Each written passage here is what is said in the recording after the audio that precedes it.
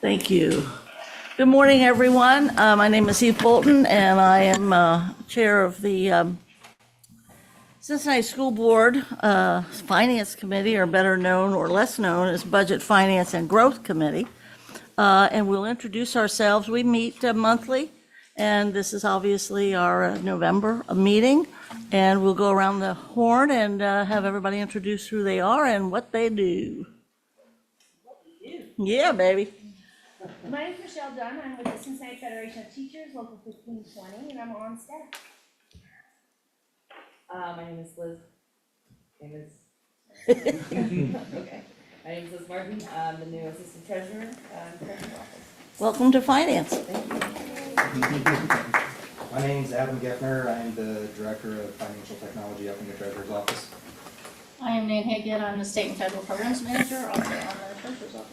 Star Stage and Screen at the LSDMC district-wide meeting. Chris Burkhardt, Chief Operating Officer. Shauna Murphy, Superintendent. Brandon Craig, board member. Jim Crossett, board member. Michael Guston, treasurer. Kevin Ashley, Director of Financial Reporting and Transparency in the Treasurer's Office. Good morning, Lauren Haverkos, Chief Audit Executive. Jessica Shelley, Director of Student Dining Services. Another stage and star right there. Chrissy Reeves, Director of Student Services. Phyllis Davis, the board administrator. And Rob? Rob Wilson, technician. And if you'd like to request to speak during the speaking to the public part of the session, please click the hand icon. We'll ask your name and association to the district and invite you to speak at the end of the meeting during the hearing of the public. Thank you. Thank you so much, everyone. And I know that on behalf of the whole committee, we were all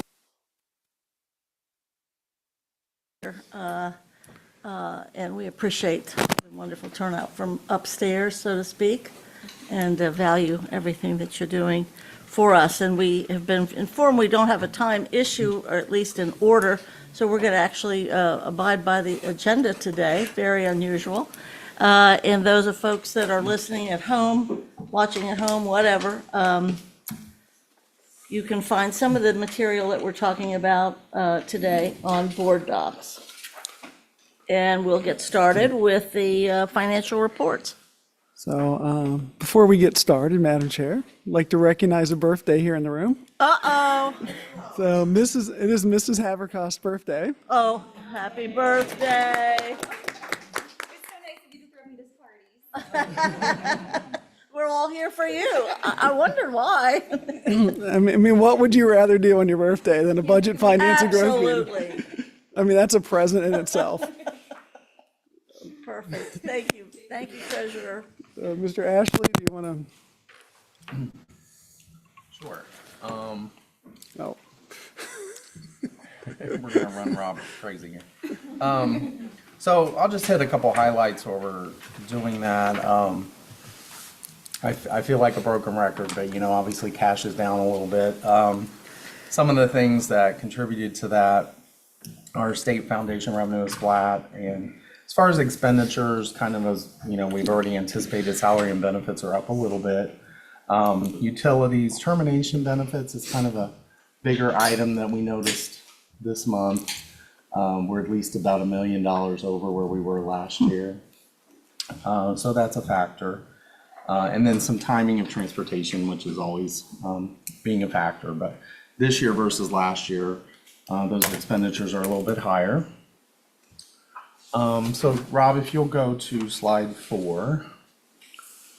This is just the graph showing cash and investment balances in terms of how we have those invested at this point. The gray and yellow on the left are restricted for debt service and then more or less long-term investments. The blue is our operating accounts, and the orange is the Star Ohio investments, which are very liquid. We can pull those as we need those. And we did pull some of those in anticipation of doing debt payments next week. So we'll go on to the next slide. This is the 3-year history, just the main operating account within US Bank. Again, overall, the trend is down. We've been keeping more money in Star Ohio to try to maximize our investments there. But we are coming up on the low point in the next month or two before property tax advances come in January. The next slide is a breakdown by fund type. General fund at the end of October was 102 million. Debt service 79. The others are pretty much consistent. State and federal, again, waiting on some reimbursements, so we're in a slightly negative situation there. Next couple slides, I'll give it back to Mike for the cash flow statement. Yeah, we flipped it up a little and put the cash flow at the beginning, but I think that then supports all the graphs that come after it. So also, Board Member Crossa had a good suggestion to add a year-to-date column to the cash flow. So we're not only looking at the month, but the year. I think gets a nicer picture of that. So you can take a look at that. For sure, the only negative this month was actually a good negative in expenses. So that was some indirect costs that we were able to charge to federal grants. So that's less money we spend out of our general fund. So that's a good thing. It's part of the stuff we do at the end of the grant cycle. As part of our final expenditure reports, we look at the allowable amount we have for administrative costs. And sometimes we're able to save a little bit of money that way. So that is good. The two numbers at the bottom match. That's the best thing of all. The bottom numbers match and they match to the rest of the graphs here. So that's a good thing. If I could, I appreciate what Member Cross had suggested. I'm glad you did it. Could you say again what you said right at the beginning, how you've changed something, you flipped something for us regarding cash or what have you, just so it does appear different than previous charts of this? It's just we flip the order of the slides. Okay, good. So we put this slide first, which is Thank you. the kind of the table summary, and then all the charts after are going to Perfect. support that.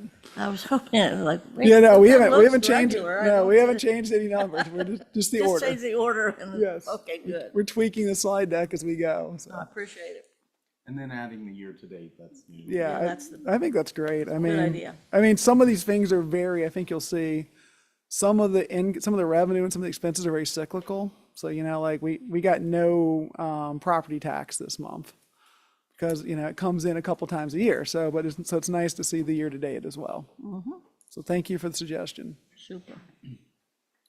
So the next slide is cash balances for general fund at the end of the month. As you can see, this year was 102 versus 137 last year, 131 the year before. Encumbrances are down a little bit, which is probably a good trend in terms of payments are on cycle and being done a little more timely perhaps. Next slide is the 3-year history of general fund cash balance. Again, you can kind of see where it was in the previous years. But obviously, at the bottom we're down in this cycle again. Next slide is 3-year revenues with the budget in the far right. So the third column is the current year at 268 versus 276 last year. Again, about 42% of the budget this year versus 43 last year. All kinds of timing issues, those kind of things, but kind of gives you a picture of where we are at this point. The next slide is revenues by month. Again, just kind of shows where the peaks and valleys occur each year. Next slide is expenditures by type for the 3 years with the budget on the right. So the third column, we're at 225 versus 213 the year before. You can see salaries and benefits are up about $3.5 million. And then all other expenditures are up as well. So kind of those things I mentioned before contributed to those differences. Next slide is expenditures by month. Again, just kind of the peaks, the changes here relate to like a 3-pay month. Those kind of things are gonna ebb and flow each year. Next slide is unencumbered, uncommitted expenditures. The key thing we usually look at here is the yellow slice. So about 5% is unencumbered. At this point last year was 6%. So a little bit better in terms of getting things allocated, encumbered, that type of thing. The green column is the actual, or the remaining budget, I'm sorry, for salary and benefits for the rest of the year. The light blue is what we've actually spent so far. The next section is the preschool data that we usually present. This is the number of preschool students from all funding sources, showing the most recent 3 months and then the comparable October last year. So down slightly, all the reasons we kind of talked about before, the state grant that expanded seats. I think that changed up a little bit this year, but we still maintain some of those seats, just a different funding structure for those. The next slide is tuition assistance. And just to kind of, give a perspective about 600, actually we'll see this again on the next slide, but about 638 students received some level of tuition assistance in October. Is that a normal number? Again, the trend has been down because of that being the last dollars are used for those tuition assistance category. So last year was 730, this year it's 630. But still plenty of dollars being spent in preschool, and that will continue to be the case. So it's not really a seismic change. Some of it's just a funding source change. The next slide has, again, the yellow on the bottom. This is only tuition, students that had some level of tuition assistance. Next slide kind of shows a budget to actual. Question? Well, you can finish this last slide and then. Okay. This shows the budget to actual for the preschool dollars that come from the levy, which was recently passed, and we're very appreciative Thank of you that. very much. So, but this kind of shows an allocation of the 50 million, what is sent over to United Way and used by Cincinnati Preschool Promise versus what's also used here at the district. So, and I know we talked about this a little bit before, but I think it's kind of worth stressing in some ways. If we're looking at the number of students who are receiving tuition assistance, that's 2 slides ago, or on slide, 18. The dollar amount though being spent on that, is it, I guess maybe the question mark is, are the folks who are receiving tuition assistance receiving more of it per student in comparison to prior years? Because I do think we haven't seen a substantial drop in what we're paying. We have seen a fair number of, based on other reasons and other ways that we are covering their tuition. But is it fair to say that some of the students who are still left within those dollars that we're using are requiring more assistance? In terms of this calculation, there is an inflationary increase each year. Also, a student could be part-time 1 year and full-time the next, so those dollars would increase for that reason as well. We do need to do a full reconciliation based on the new agreement because it's based on enrollment for preschool students. So we need to work with CPP to finalize those numbers. And then I do think it's worth having a conversation at some point for superintendent's side of what is kind of the right size number for all of our preschool programming. Because I do think that's the other part is that adding more students means adding more people who tend to add more costs onto that than necessarily are covered by all the grants in that same way. That's not to say we shouldn't do it, but it's to say if we are rethinking how our space will be used in some of those areas, make sure that we're at what's the good number? Like what's the number we're striving to stay in that range of?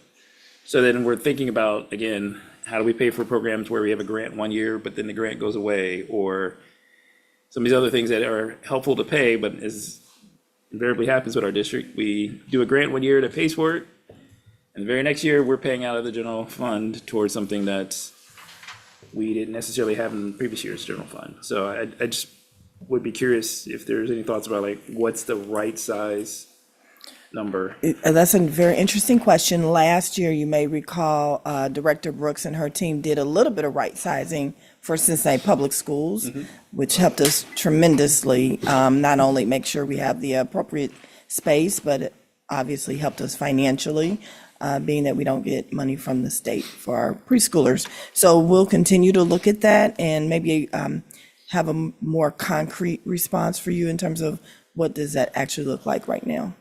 Yeah, because again, I think since we're now past the levy, so we have the levy we don't have the levy to deal with. I think it is a good idea for us to start the conversation around what does that right size number look like for the district based on our buildings and our facility opportunities. And that will also help charge what then, as we look at the numbers of what we're spending for each of the grants and or different programs that are under different things from the state, what can we truly manage? The one other question I had around this, and I think this goes a little bit towards where you're in the conversation.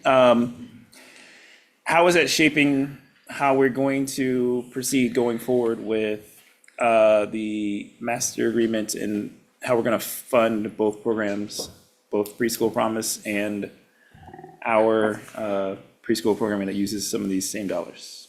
It's a good discussion. Obviously, the last master agreement was based on enrollment, and it's really based on enrollment, I think, at the end of December. So that number for next year is coming up quickly. And then there's some set asides for each side, and then there's some things. I think, one of the issues, not to speak for Preschool Promise, but one of the issues we have to confront going forward is, there was a lot of initial cash when this levy was first passed. And so there was a carryover balance, and that carryover balance has steadily eroded by design, as these programs have grown. And so there's a lot of discussion about how you get back to living within your means. And that, even if it's not a 50-50 split, if it's a 60-40 split or a 55-45 split, we're still looking at a total of $15 million. Mr. Crossett? The master agreement, is the new agreement just effective this school year, or is it last school year as well? It was effective this school year going forward. And how long does it go for? I have to look. 3 years, I think. I think it was 3. It's either 3 or 5. I mean, I know for the next couple of years it's in effect. So we don't have to look at renegotiating. No. Could we, any more questions? Just one other aspect on that.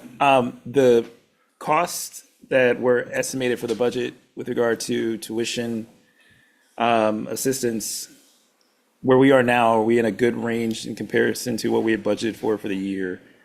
I think we're on the low end in terms of the calculation. Because, our budget, which was an estimate from our side, was 7.5 million for tuition assistance, and we're only at 1.6 so far. Obviously, July, we didn't have any, so, the timing of that. But compared to last year, our calculation was 1.8, this year it's 1.6. So probably on the low side there, but maybe as we get closer to December and know what the true enrollment number is, that may change a little bit. And I part ask that because I think what we've typically seen is February is when we kind of maxed out on what our preschool numbers are. So if, we were on the high side and then we were still expecting, another couple hundred students or whatever that might come through, that could be another thing for us to be thinking about. I would just say, I think our discussion will change a little bit now too, because before the levy passed, we were saying those carryover dollars are going to get us through. As in the worst case scenario, the levy didn't pass. Now that the levy's passed, we essentially have a stable funding source for 10 years at the $15 million level. So the discussion can change a little bit based on that. And if we could just dwell here a little bit longer too on preschool, the renewal that just passed for the 48 million, which 15 was dedicated to preschool for both us and also a network of private providers. That 48 million that we passed 2 reviews, or however, how many, now it's 10 years, it was 2016. That number, as we have discussed any number of times, is now not enough money for preschool as it has expanded and grown. So it's going to be even greater, less money, if you will, in the next 10 years. And so how we do this really does have to be an educational decision, as well as a financial decision regarding right sizing. Now, for the last budget cuts, as the superintendent pointed out, right sizing occurred, right sizing staff, but we made the claim that we were changing the amount of dollars, let's say, or right sizing and the staffing, but we were still going to be able to have preschool for the same number of kids. That's correct. That's correct. So that number of kids is in part what I think Brandon's talking about. Do we, as we do projections and thinking, as we grow, hopefully our enrollment grows, generally K-12, will that happen preschool as well? Or can we even afford to have it do that? And how does the new agreement fairly deal with, first of all, the kids that need it the most financially, and also how we continue to sustain the private provider network as well as our own? And I think that's going to be a big issue, and still remain the leader in the state of Ohio, thank you very much, for preschool.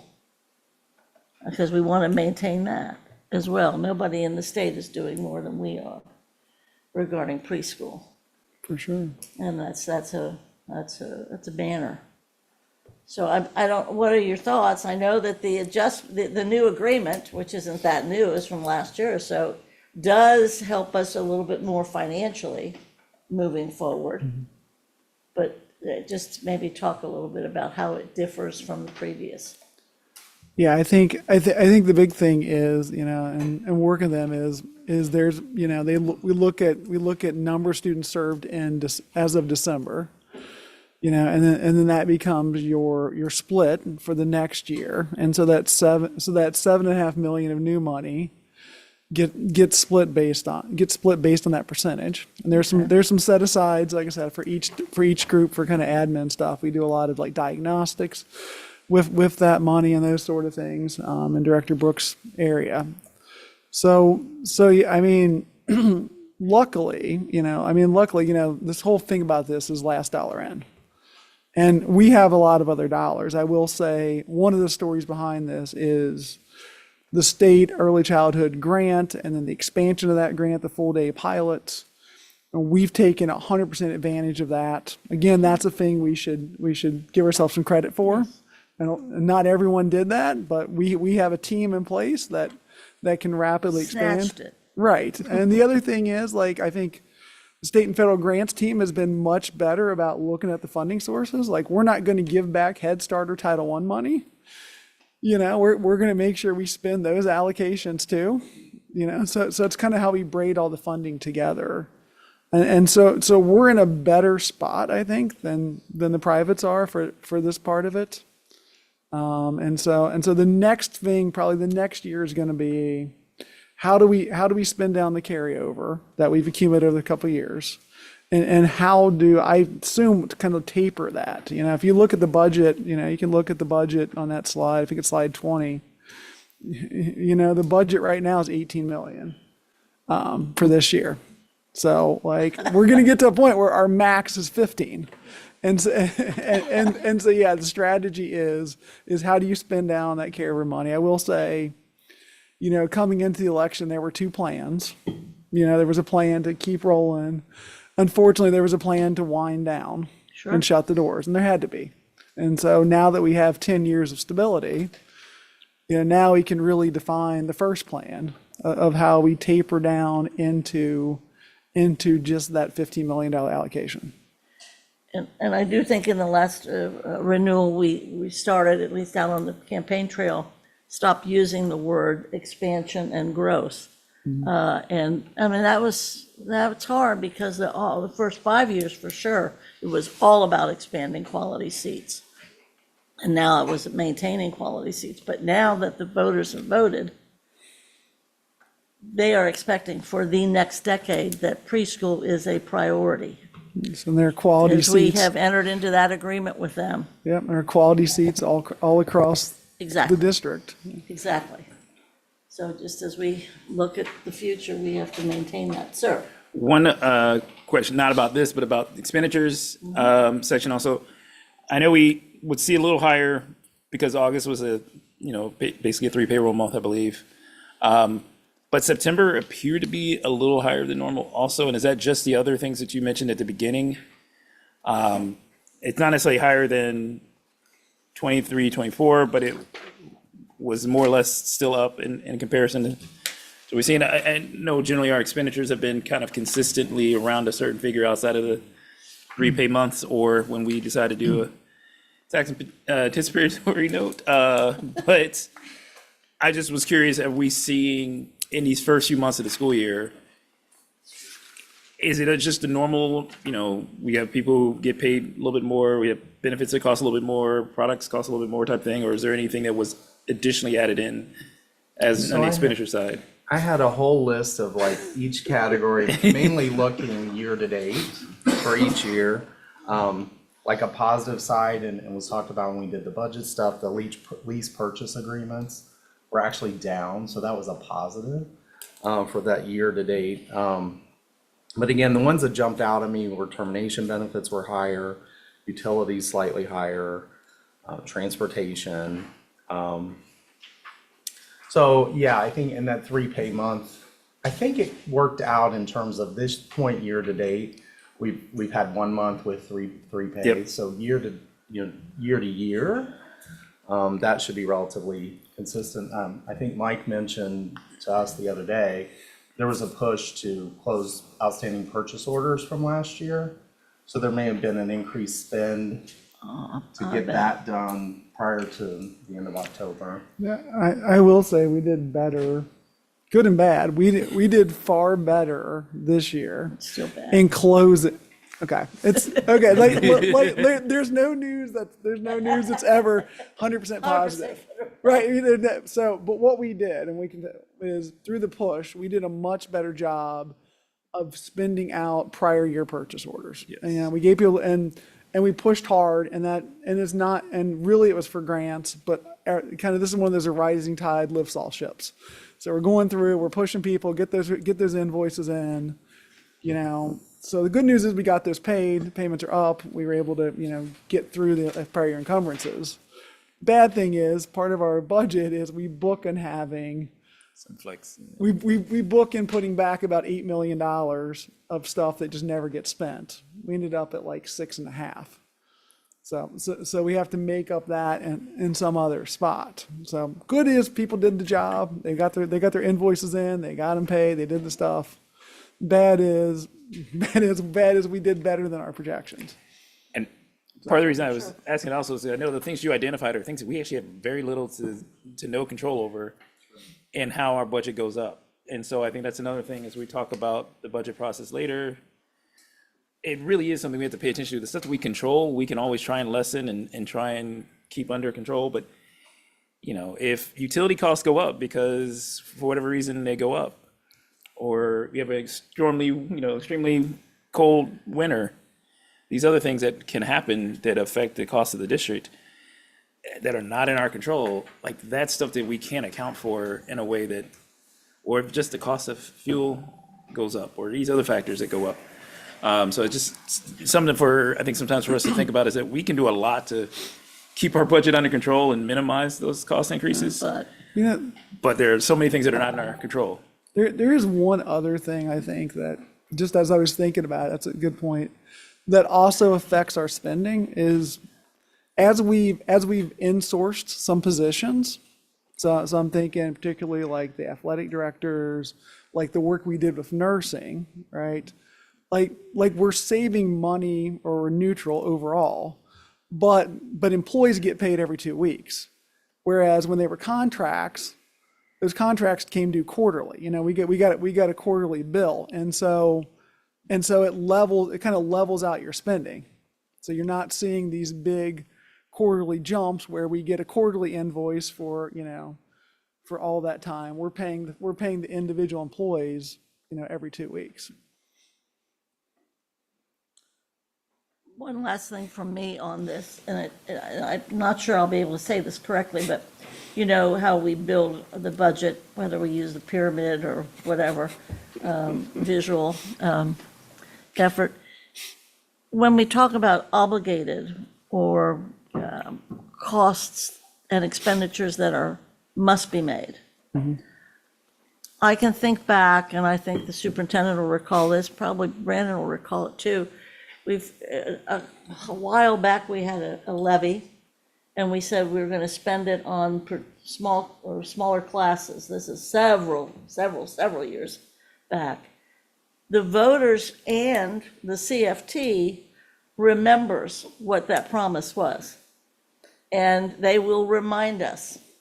And on this one, you almost have to be with the preschool piece, you almost have to look at it as an obligated cost or one that's already guaranteed. It's the base of the pyramid because the pledge has been made. So it's different than all the other kinds of things we've talked about as being the first base that we have to. But just be thinking about that, because that pledge is very fresh, and it's passed and been renewed twice, and it's here for 10 years. Okay, keep going. Excellent. I think next section is state and federal grants. Uh-oh. The star of the LSDMC. Yep. Oh, this is a lot of pressure. She's still mad that I made her talk for that long. Well, I think she's kidding you on that. She enjoyed that little moment. I'll tell you, Yeah. she had a pretty good time, and I heard two people say how they were so thrilled that you said something about, I think it was about background checks. That if there's an issue about background help, to see if we can help you or what. Absolutely. People felt that was great. They want to hear that. We want to help you be able to have LSDMCs and have, and meet those kinds of costs if that's keeping people from doing something to make LSDMC strong. It's very good.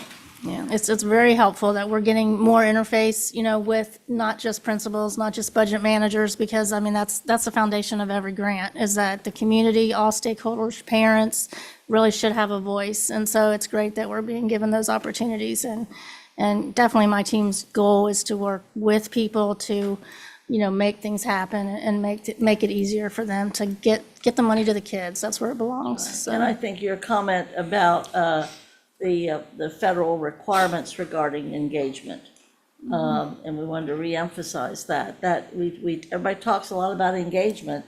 You made a very strong point that that's not only something we want to do, but it's something that the law requires us to do. Absolutely. And again, there were a lot of heads nodding and kind of looking at each other from that angle. I think that was good.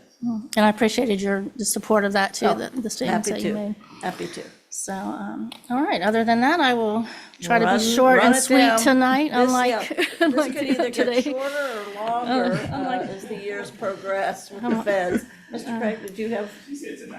I'm sorry. It's like the Tonight Show, they really tape those in the daytime and they just pretend it's nighttime.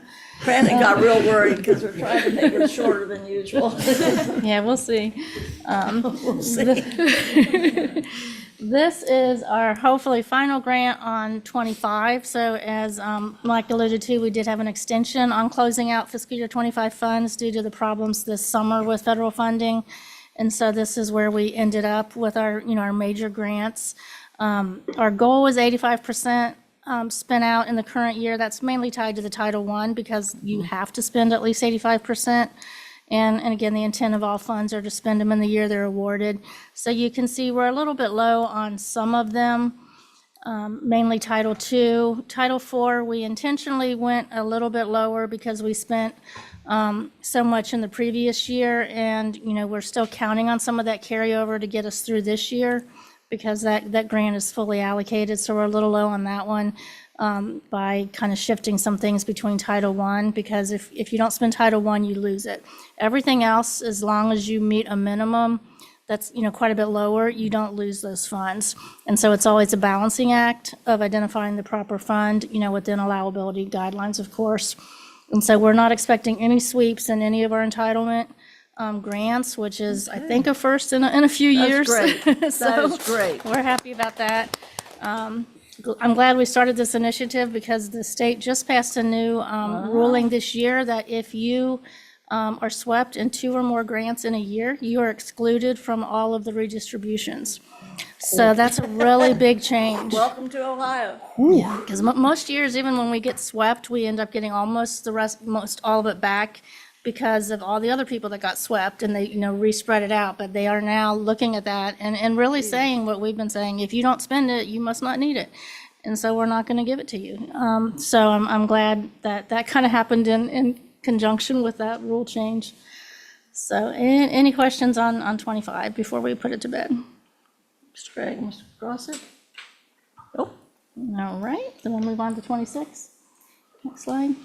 So this is our, where we're at for 26 spending. We're a little bit lower at 27% than last year, but we are above our goal, which is 23%. Most of that, I believe, is attributed to just all the chaos this summer with federal grants, along with the growth plan changes that made our Title I spending, just get rolled out a little bit later as we waited for those student numbers.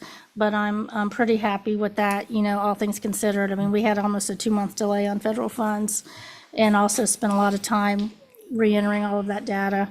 So we're at about 53 million right now before carryover in our total amount of grants. And we're at 14 million spent or encumbered. The next slide. This just kind of summarizes it in a different way, just a different picture. So again, we're well over the 23% goal on average. It obviously varies from grant to grant, depending on the goal of the grant. Some of our grants, don't get spent until the summer, but overall, I feel like we're on target. We spent this month finishing up those final expenditure reports for last year, as well as meeting with the budget managers and the principals, of finalizing their Title I, helping them make changes now that they're in place and they have some, results back. Some of them inherited budgets from the previous principals, so we've been working with them to, just get their own plans in place and make sure they're ready to spend. All right, next slide. So this is where we're at on our primary grants. Again, overall, we're at 30%. Some of them are quite high, like immigrant, and we don't get very much money, so one big purchase can pretty much wipe out that fund. But overall, we're well above our target on all of these grants. We're happy, especially on SSI and expanding opportunities, because as you've seen, they're very involved in oversight on those grants and very concerned, with making sure we're spending those out on time. So we are, I think, doing a better job this year of getting those activities in place and, really trying to make sure the monies are in the schools all year, not just, kind of last minute planning. And this is, Very involved in oversight is a good way to put that. yes. We've submitted our application how many times? Like 10 times? Yeah, those applications are still not finalized yet because the level of oversight is very involved. So we're continuing to work on those. Mr. Craig, did you have a question? I was just going to ask, maybe also give kudos for this, but, we had a delay in being able to even use funds in a lot of ways or even coming up with what we would have for funds this year in some ways. And so I think it is rather impressive that we are on path, which means we're making a lot of effort to stay and actually catch up and get ahead in some cases of where we were, given what we were facing with the delays. And so, and also the question marks, right, of what we would even be able to spend, because there were a lot of non-answers that were coming while we were being delayed for last year's or the previously approved dollars. There was a lot of, we're not going to do anything about next year's dollars until we figure out this year's dollars kind of thing that was coming out from the state.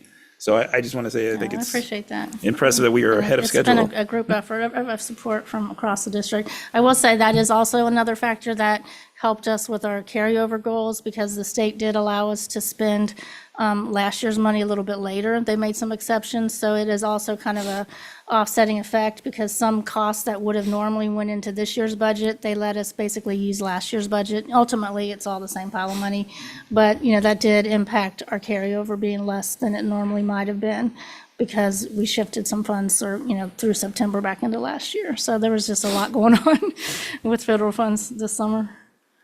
to either you or the treasurer. I know that in the budget discussions for this year's budget, there was some sense regarding that the federal issues may not impact us that much this year. But I believe there were any number of warnings that the federal issues would impact us for fiscal '27. Do we have a clear sight line as to what those changing dollars might mean to us for FY '27 from the feds? No, as is typical with the feds, nothing is clear. I will say now that the shutdown is over, they are back to working on the appropriations bills.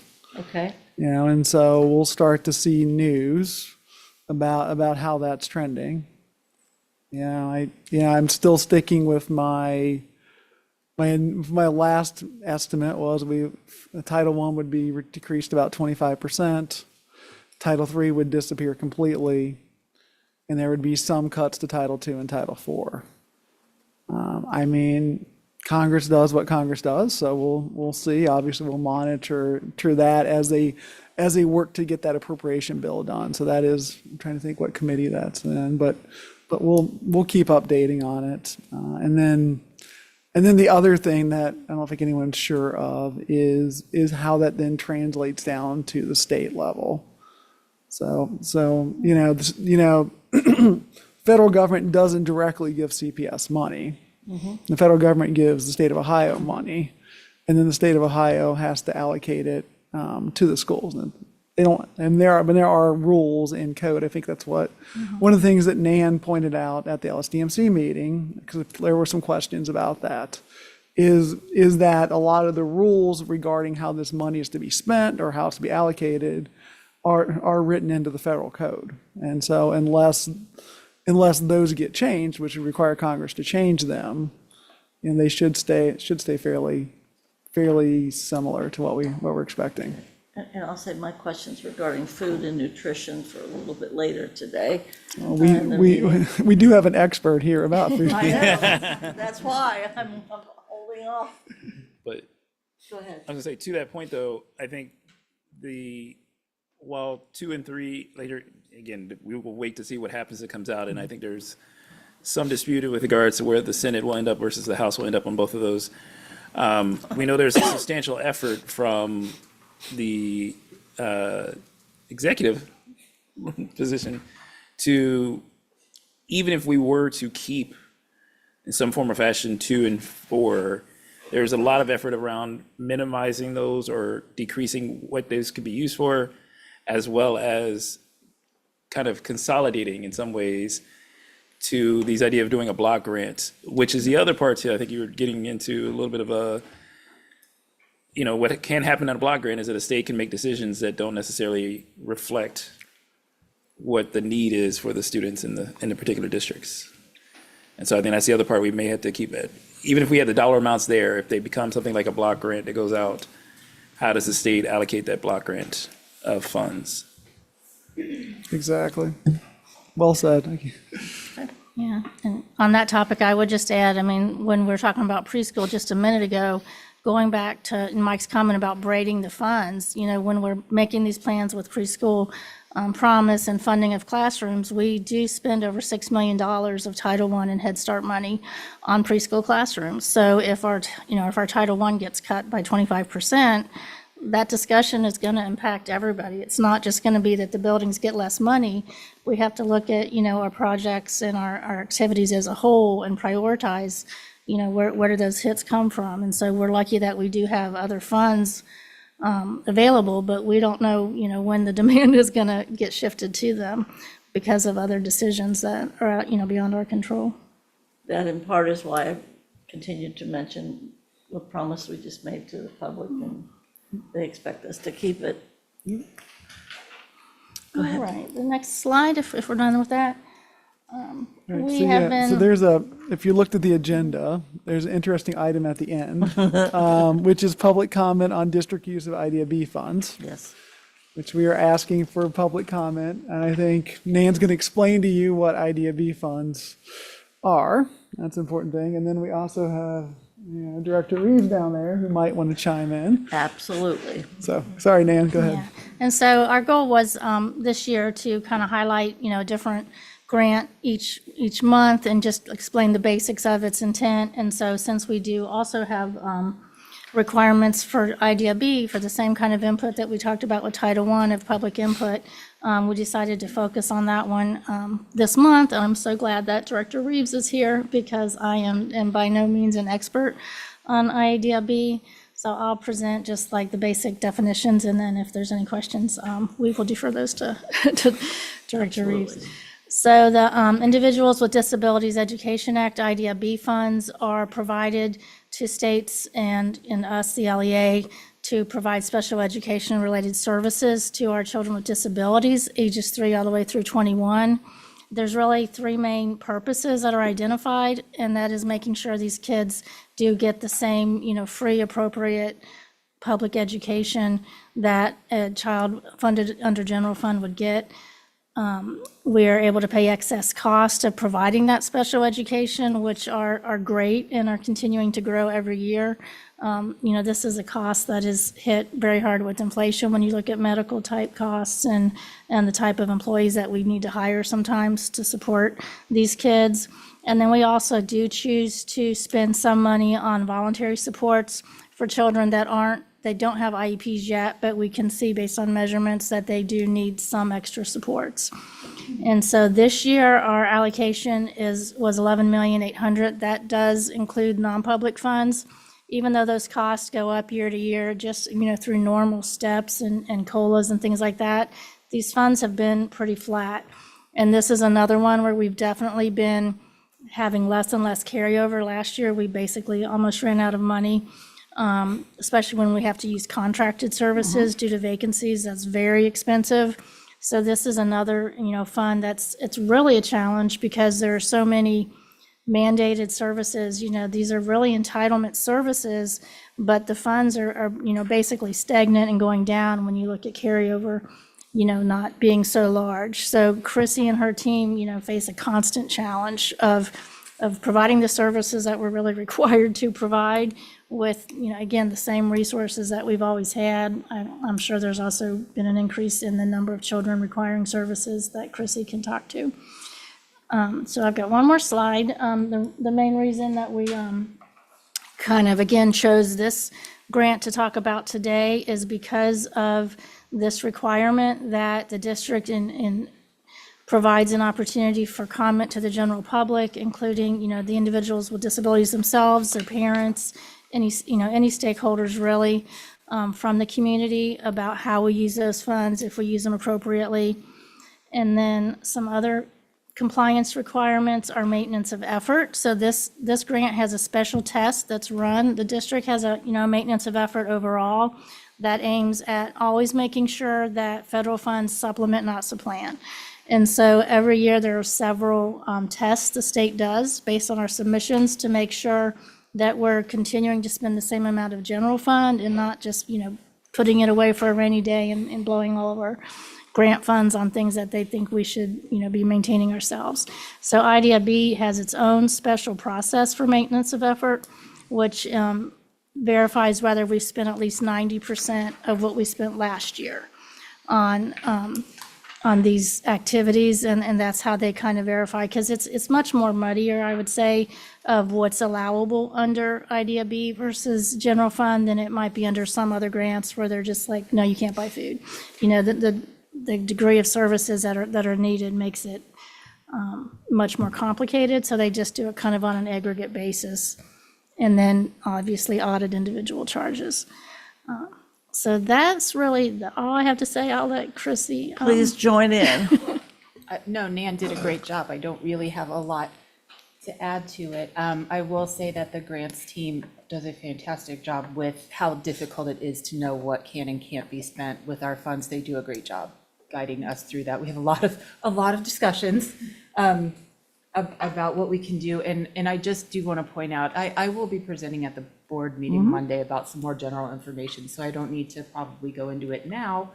But Nan was exactly right when she said one of the challenges that we have is the contracted staffing, that because we have trouble filling some required positions, like school psychologists, speech pathologists, those kind of positions that we have to have in place, and we end up having to go with contracted people. That does end up raising our cost, and that's it's an ongoing concern that we're trying to deal with. We don't like taking that money away from providing, it is going to provide services for students, but we don't like it to go in that way if we don't have to. Question? Not so much question. I think that point is one that we talked about in great deal during the budgeting process, if not last year, the year before. Ways that we were seeing increases in some of the costs, and that was one of those, is that we were both budgeting for the employee who provided service, and we needed to budget for the potential contract that we would have to do if we could not hire the employee. And that meant that we could not use those funds towards other things. And so I think to that point, it does somewhat behoove us at some point to be able to have the conversation around what is the best way to ensure we're able to hire those folks so that we don't have to use the contract services? Or are there things that are preventing, and I know like every school deals with this, so I don't think it's just us, I think it's a general issue, but are there things that maybe we can do to encourage some of our community partners to invest in providing some of those services with us in some type of partnership that's a better deal than the contracts we are having to do currently? I think about this a lot when we talk about psychologists, especially because some of the ways that work better is if you have some type of partnership with a organization that provides those services. So they can maybe not provide one person, but they provide a team of people. Whereas when you do a contract, you're getting a person for this amount of hours that provide those services. And so there are other models that might be ways we can partner better with our community partners to do that. But that's, again, that's the hard part. You got to do it you're doing it in the moment at times because we don't have somebody in that role, or you're trying to figure it out in the situation as opposed to doing it in a period of time where you kind of have the availability to have those relationships and conversations. Well, I'm not sure what all the presentation would be. I know the board will, and a few board members heard in Columbus, and I think there's been an article or two published too about AI and IEPs. So I'm sure there'll be a question about that as to what's the professional standard regarding IEPs and AI. The other thing I think you'll find will be, might be some questions about the demographics of our IEPs. And I know you know that already. And also, we have more and more of an emphasis on school by school. So I think that you might want to just prepare to be ready for those kinds of questions from the board. Can you gentlemen think of anything else regarding special services, student services? I don't think I would say, I think it would be really helpful for our board if it is really stressed what these funds can and can't be used for. Thank you. Because I think you'll get, I mean, I'm sure you get a ton of ideas that people put out there that we could never do because it's supplanting as opposed to supplementing. But really stressing that part of that aspect of what the services go towards, because we've had that conversation around title dollars all the time where it's like, well, how come we can't do X? Well, because we got 15 other people in the district that we pay on a normal salary to do this, and we can't make this 16th person. Because it's a supplant as opposed to supplement, or we can't replace the cost of somebody we've already paid Exactly. in that same way. I think seeing the total amount too is helpful for people, because when you see that we have 7,000 students with disabilities in our district and the IDEA is 11 million, that in itself doesn't go That's very far. reality therapy right there, Yeah. for sure. Mr. Crossett? I was just wondering, in the budgeting process, maybe you can do some analysis of how many contractors you had to use, try to anticipate that in the budget Good process. question. And then, which kind of reminded me of a question I had earlier that I forgot to ask. You mentioned, Kevin mentioned that your termination costs are higher. That's probably related to retirements primarily? So could that be offset by newer people coming in that might be at a lower salary just because they're in a more different part of their stage of their career? I don't know if you're seeing that or not, but just something to maybe look at that could help offset that a little bit. And then I guess on the special services end of things, I'm just curious if there's ways, not just to, maybe Brandon mentioned it, maybe you can get some better overreaching contracts or like with an agency as opposed to a person, maybe you're already doing that. But also maybe look at potential use of internships or practicums that might be necessary for college students coming out. Maybe we can fill some of those roles in a lower cost way as well. They'd require some sort of supervision, I would imagine, but that might be another avenue to look at. Those are great. Just a ideas. suggestion. Thank you. No, they're great ideas. Thank you. Okay. Other items? Anything you'd like to share further? I look forward to talking to you on Monday. Yes, well, it's a happy crowd. Next, Next, we have one CRA agreement. and we look that. This is cool. This is cool, it is what it is. It's expansion of a Findlay Market area, so. I'm into that. That's Yeah, why I retail asked. space, apartments, residential. I mean, it is a good chunk of money for us. I mean, It's huge. that's a nice amount of money. But Some of these it's- CRAs but are it's like, part of the Findlay Findlay market development. some of these CRAs are like 5,000 a year. This is a good This chunk is of a good change. one. So, all right. All right. All right, next I am going to do Cody's part. Cody was not able to be here today, so Okay. Code man. some prayers out for him and his family. but, Yes. His dad's. Yes. Thank you. Yeah. So, if you go to the next slide, Rob, we are on the vendor KPI review this month. So we have 3 people scheduled. We'll reschedule curriculum because Ms. Campbell had some other things going on, but we are happy to be joined with Student Dining Services and the Department of Student Services. Star of Stage and Screen. Thank you, Jessica. Rob, if you want to go to the spreadsheet, please. And just go over to Student Dining Services. As we're doing this, so as you know, we pull out all the contracts over $200,000 for review. We ask the budget owners to look at the KPIs they established at the beginning of the contract that are approved through the treasurer's report by the board, and to give us an update on how those vendors are performing. So I will hand it over to Miss Jessica Shelley if she wants to make any comments. Overall, it looks like all of theirs are on track, but please feel free to add what you like. Yep, I don't think I need to add anything unless there's any questions. We have 6 contracts that are over $200,000, and currently everybody is on track to meet their KPIs. We're managing that in terms of looking at our badge delivery swipe-ins, so we can truly tell if they are delivering our food within a timely manner within the 24-hour period that we are requiring them to, so we do not have as many substitutions or menu lapse items. We want to make sure that the menu we are posting for our families to follow is actually being served in our schools. And the main way we do that is by ensuring deliveries are on time and provided to our schools. So right now we are in compliance with our KPIs and we are on track. I'm happy to answer any questions you might have. Do you want to, real quick, talk about your use of local vendors? I can. I'm going to defer possibly to Chief Burkhart because we do have a definition of local that we've put into place for purchasing. We do focus strongly on local procurement, and I actually, in the vendor name category, I actually did put some information in terms of what local tier we are in for each of those vendors, and we're very proud that the majority of those are actually in Tier 2, which is within the Cincinnati metropolitan statistical area.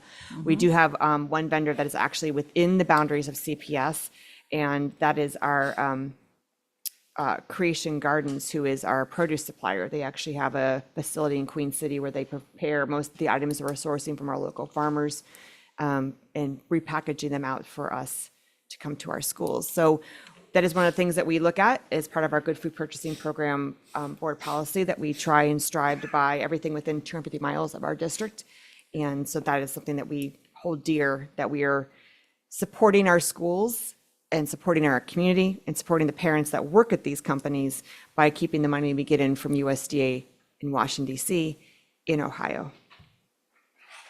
Did you have something to add? No, 100% on. We look at this, or at least Director Shelley and I meet about 4 times a year and really look at, and we challenge each other back and forth on what we can be doing, knowing that the growing season in Ohio is like 90 days. It's very difficult to source a lot of the products from Ohio, but when we can, we do. Yeah, we're really proud that 90% of our milk is actually sourced from Ohio dairy farmers. And of those farms, actually, there's different levels of farms, and the majority of our farms is something called level 3 farms, which means they're family owned and operated. So we're really proud that you might see it under DFA, which is Dean's Food, but they're actually sourcing in our RFP that we work out with purchasing and under the guidance with Chief Burkhart, making sure that they are focusing on procuring that milk from our local Ohio farms. Questions? Not so much question, but I will say, I think it's, one, I think it's really remarkable that we have been able to get so much out of the state of Ohio and more specifically local around here, because that was a considerable effort from the board several years ago to focus on.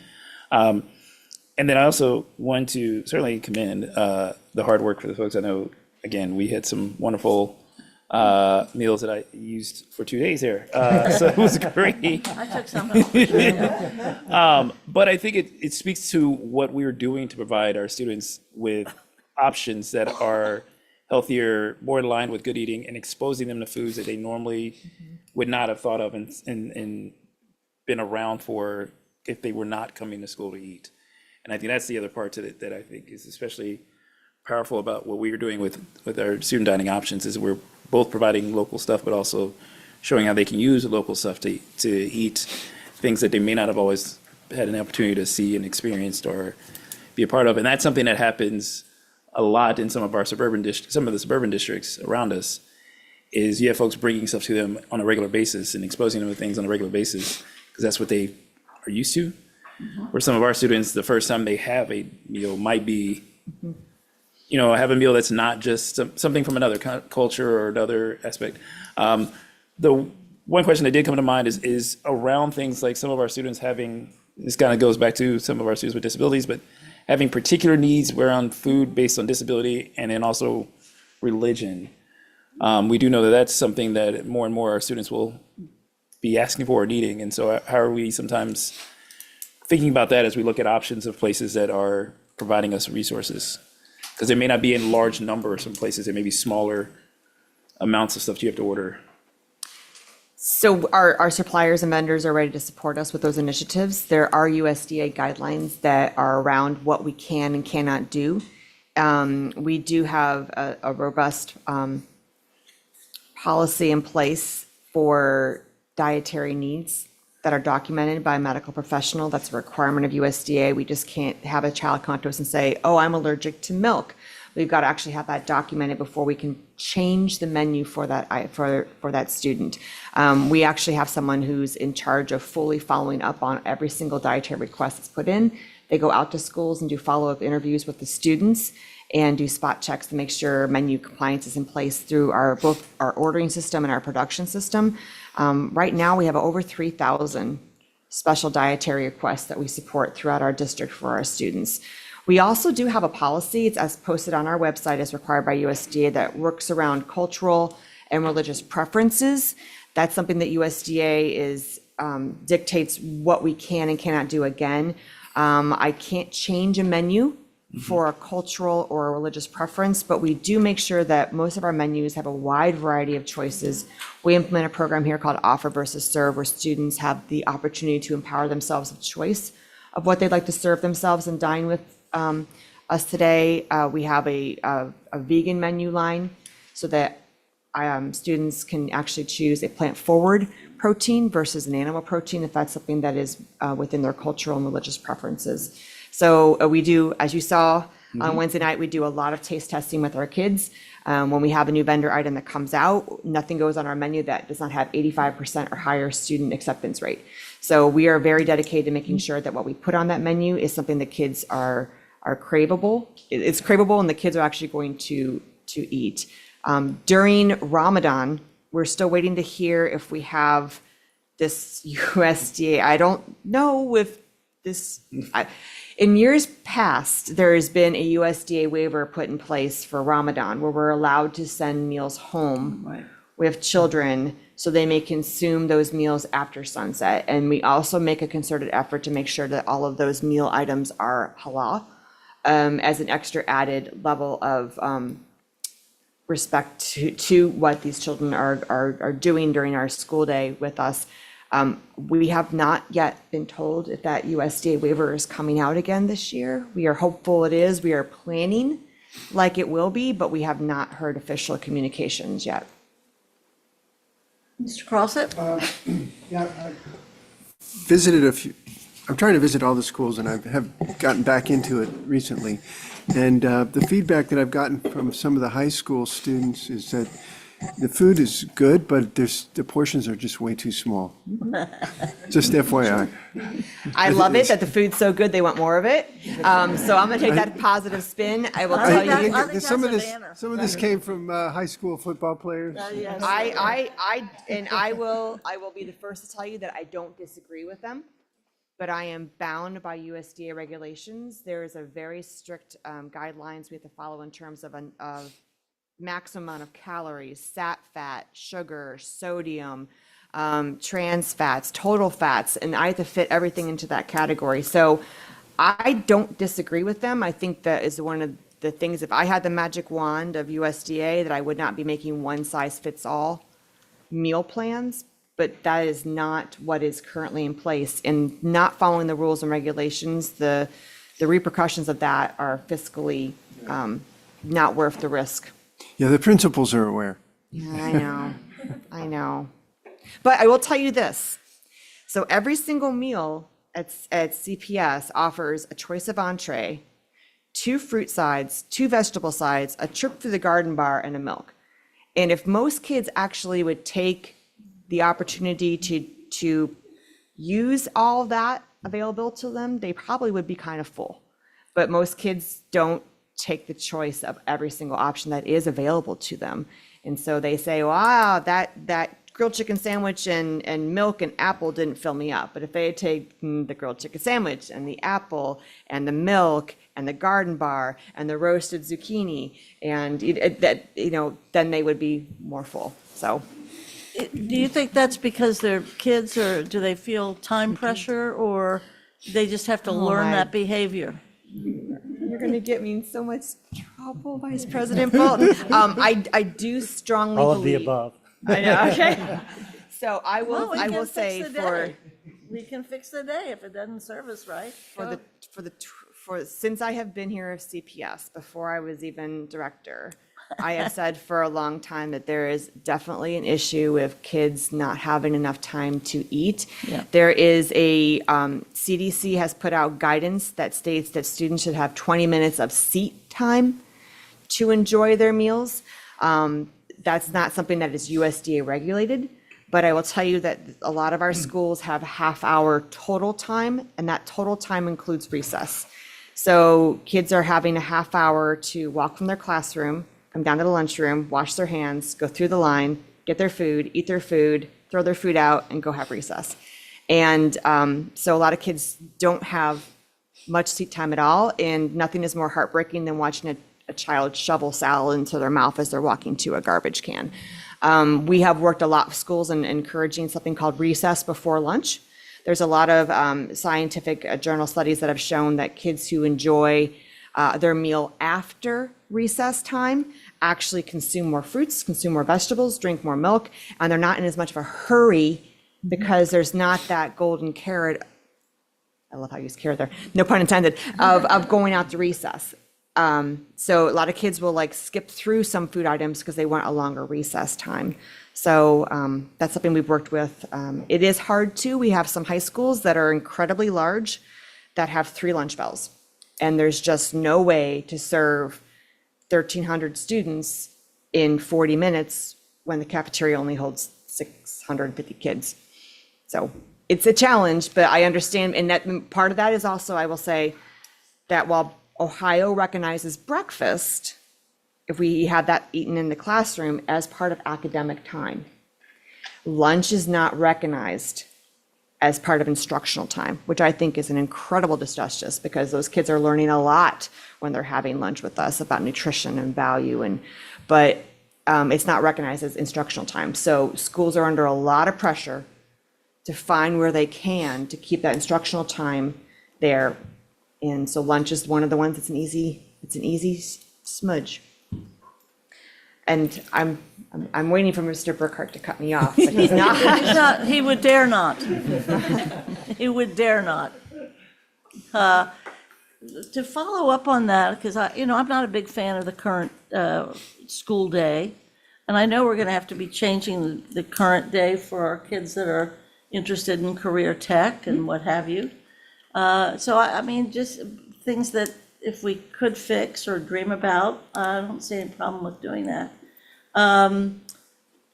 Help us out on any knowledge that you have through your professional group regarding financial decisions by the federal government out of the Agriculture Committee, or do we sense any additional Fed worries about reduction? I have not heard that the National School Lunch Program is a target of Okay. any kind of federal reduction.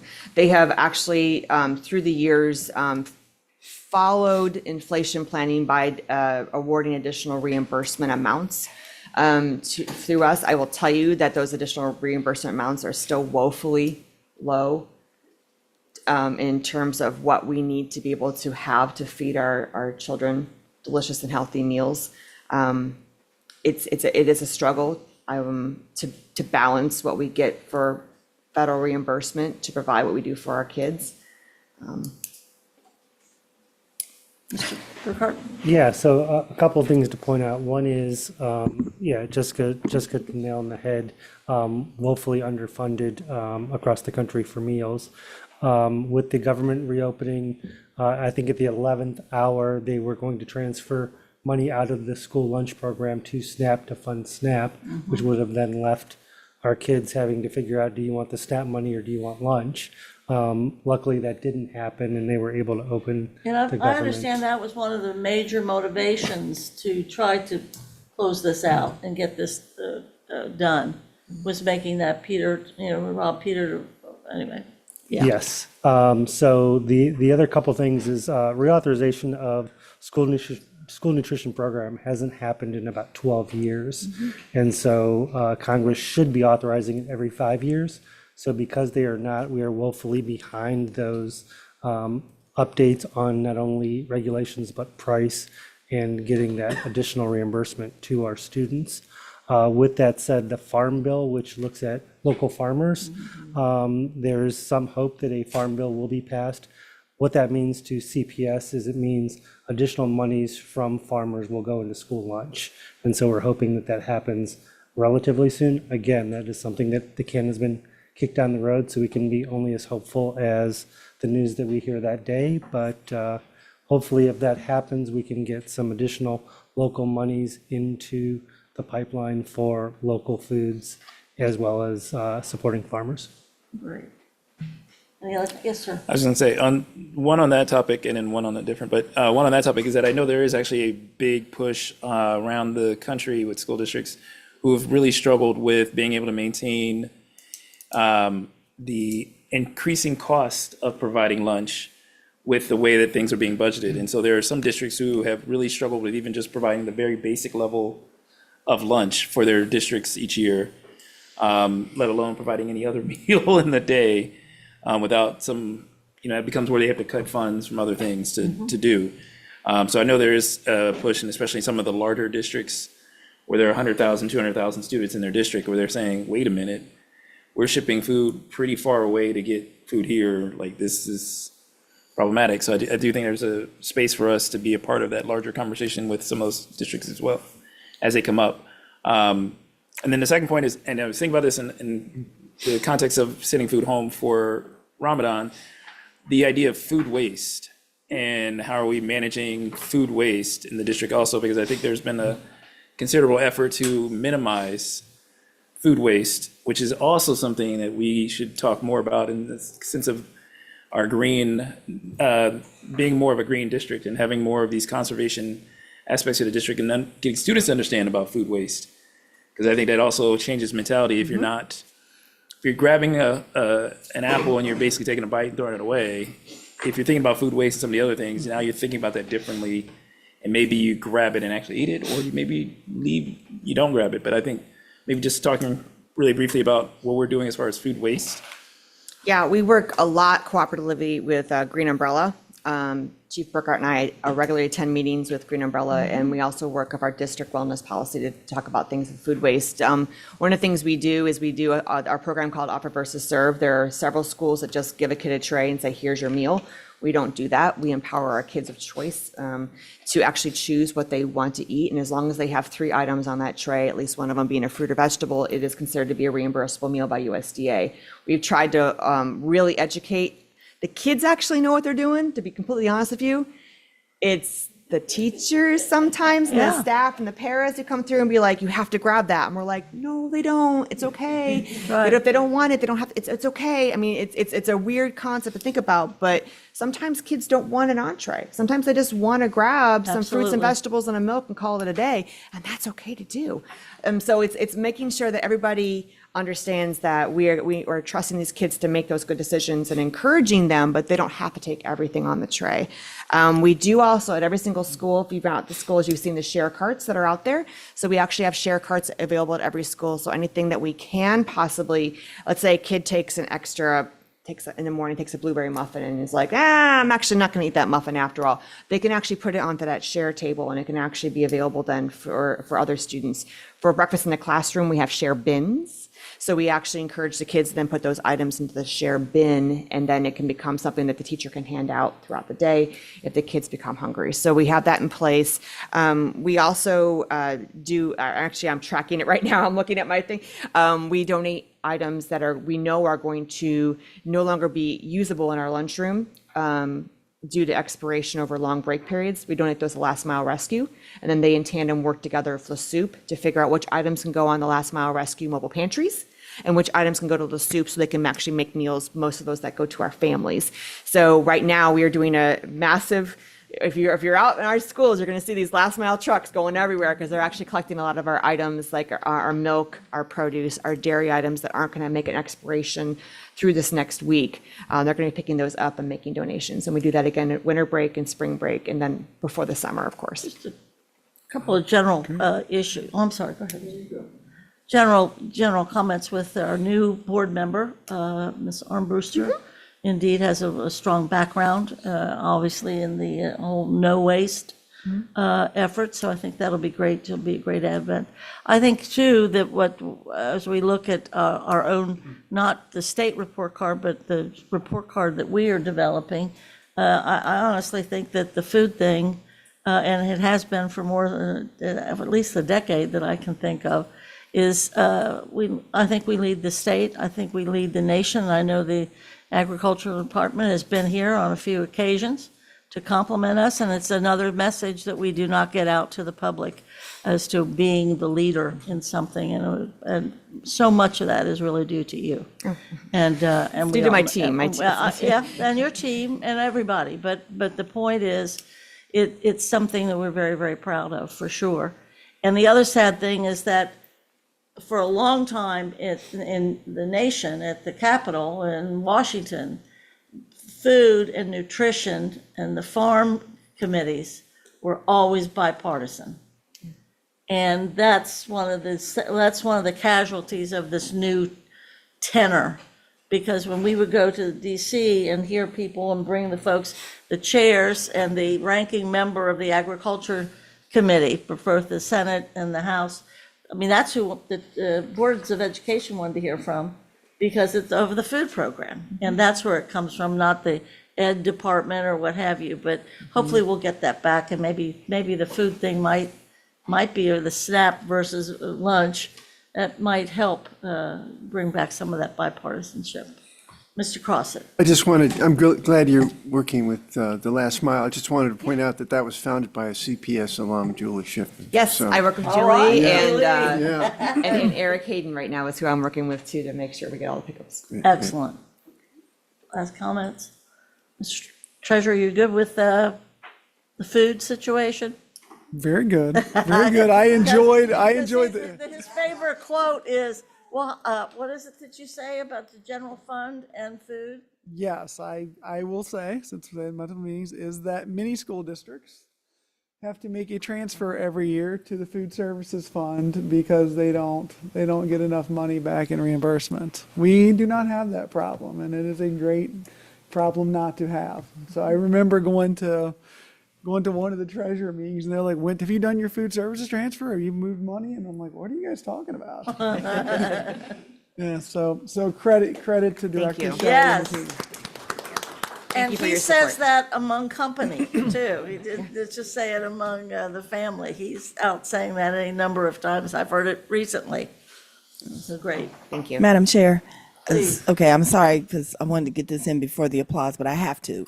I agree, ditto, everything everyone is saying about our student dining services and the leadership in the room today. I too am extremely grateful. I don't ask about any details, I just ask. And Jessica Shelley and her team make it happen, whether it's the amazing piece that you saw Wednesday night with the district-wide LSDMC. I knew that they were serving, I knew that they were sampling, but when I walked in that dining room, I had no clue that is what was gonna happen. One, two, I just want everyone to know she also supports our district in a number of ways that are very creative, including our Student Leadership Council and including our afternoon milk and cookies that we have on a quarterly basis, and a whole lot more. So I too am appreciative. Food is extremely important. And as someone who is advocating whole child school districts, I hear what you're saying, and it'll be an interesting conversation moving forward with how we can make sure that kids are eating and eating well and learning how to make choices. Excellent. Well, I think that's a second applause then. All right.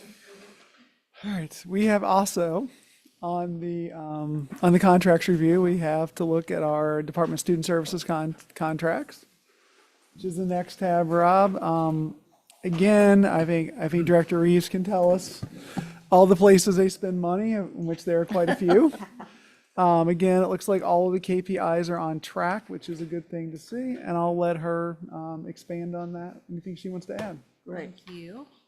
I really kind of wish I would have gone before Ms. Shelley. I've had a number of people say that to me over the She last is 10 years. going to be a hard act to follow. I don't think I'm going to be as exciting as she was, but we have just overall 11 contracts that are over $200,000, and 6 of them are for tuition for students who are attending facilities that are not CPS. They are private or other public places that they have, for the most part, been court-placed, and it's mandated that they attend there. It's usually foster students, and some of them it is because it is the placement that their IEP dictates. The other contracts are staffing related. One of them is for staff that is mostly related services staff, like occupational therapists, physical therapists, speech paths, sign language interpreters.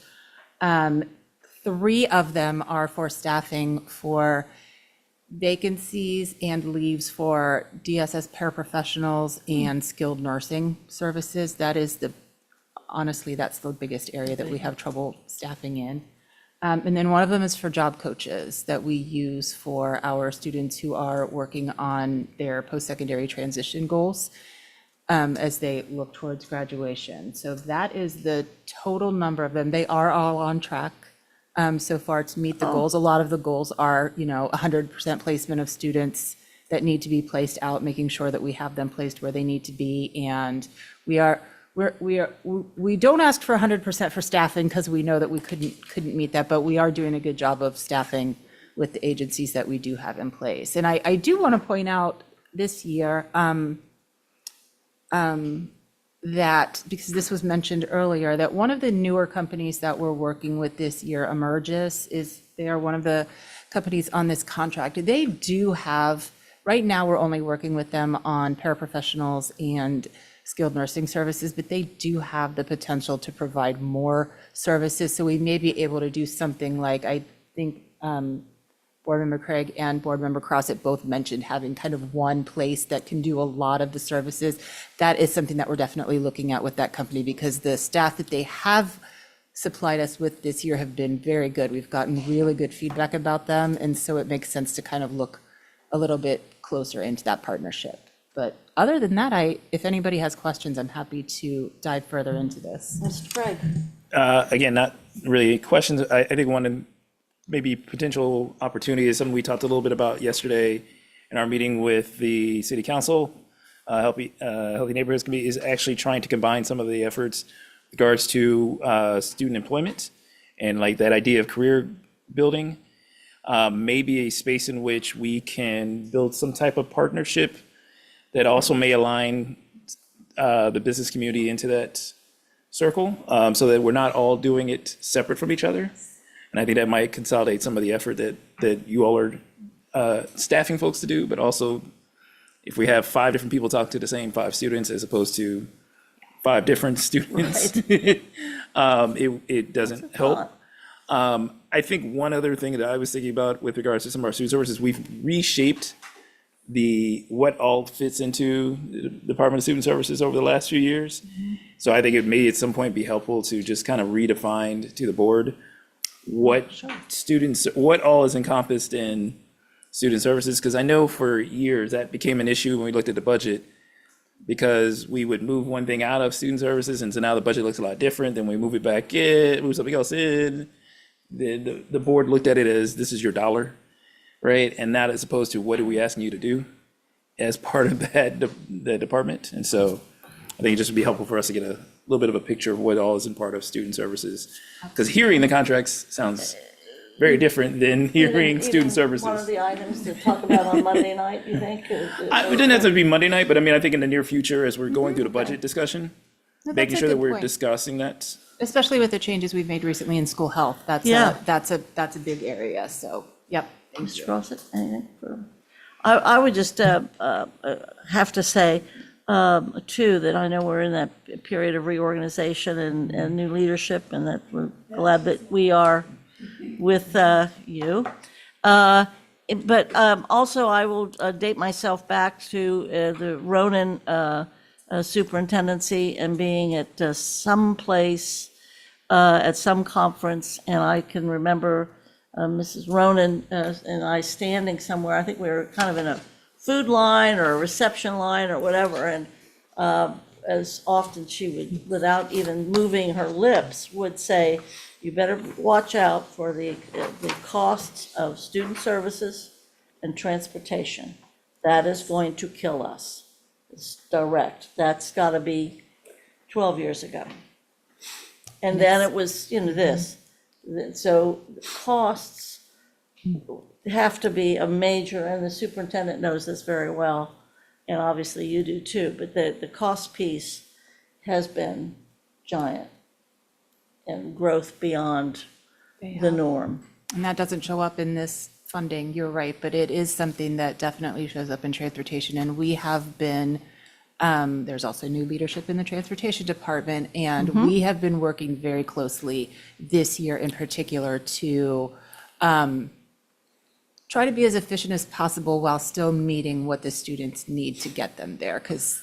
Yeah, the interfacing between those two has been awful from a standpoint of expense, but even just separately, those two areas of pursuits have all been very large in growth to be able to deal with, but this is good.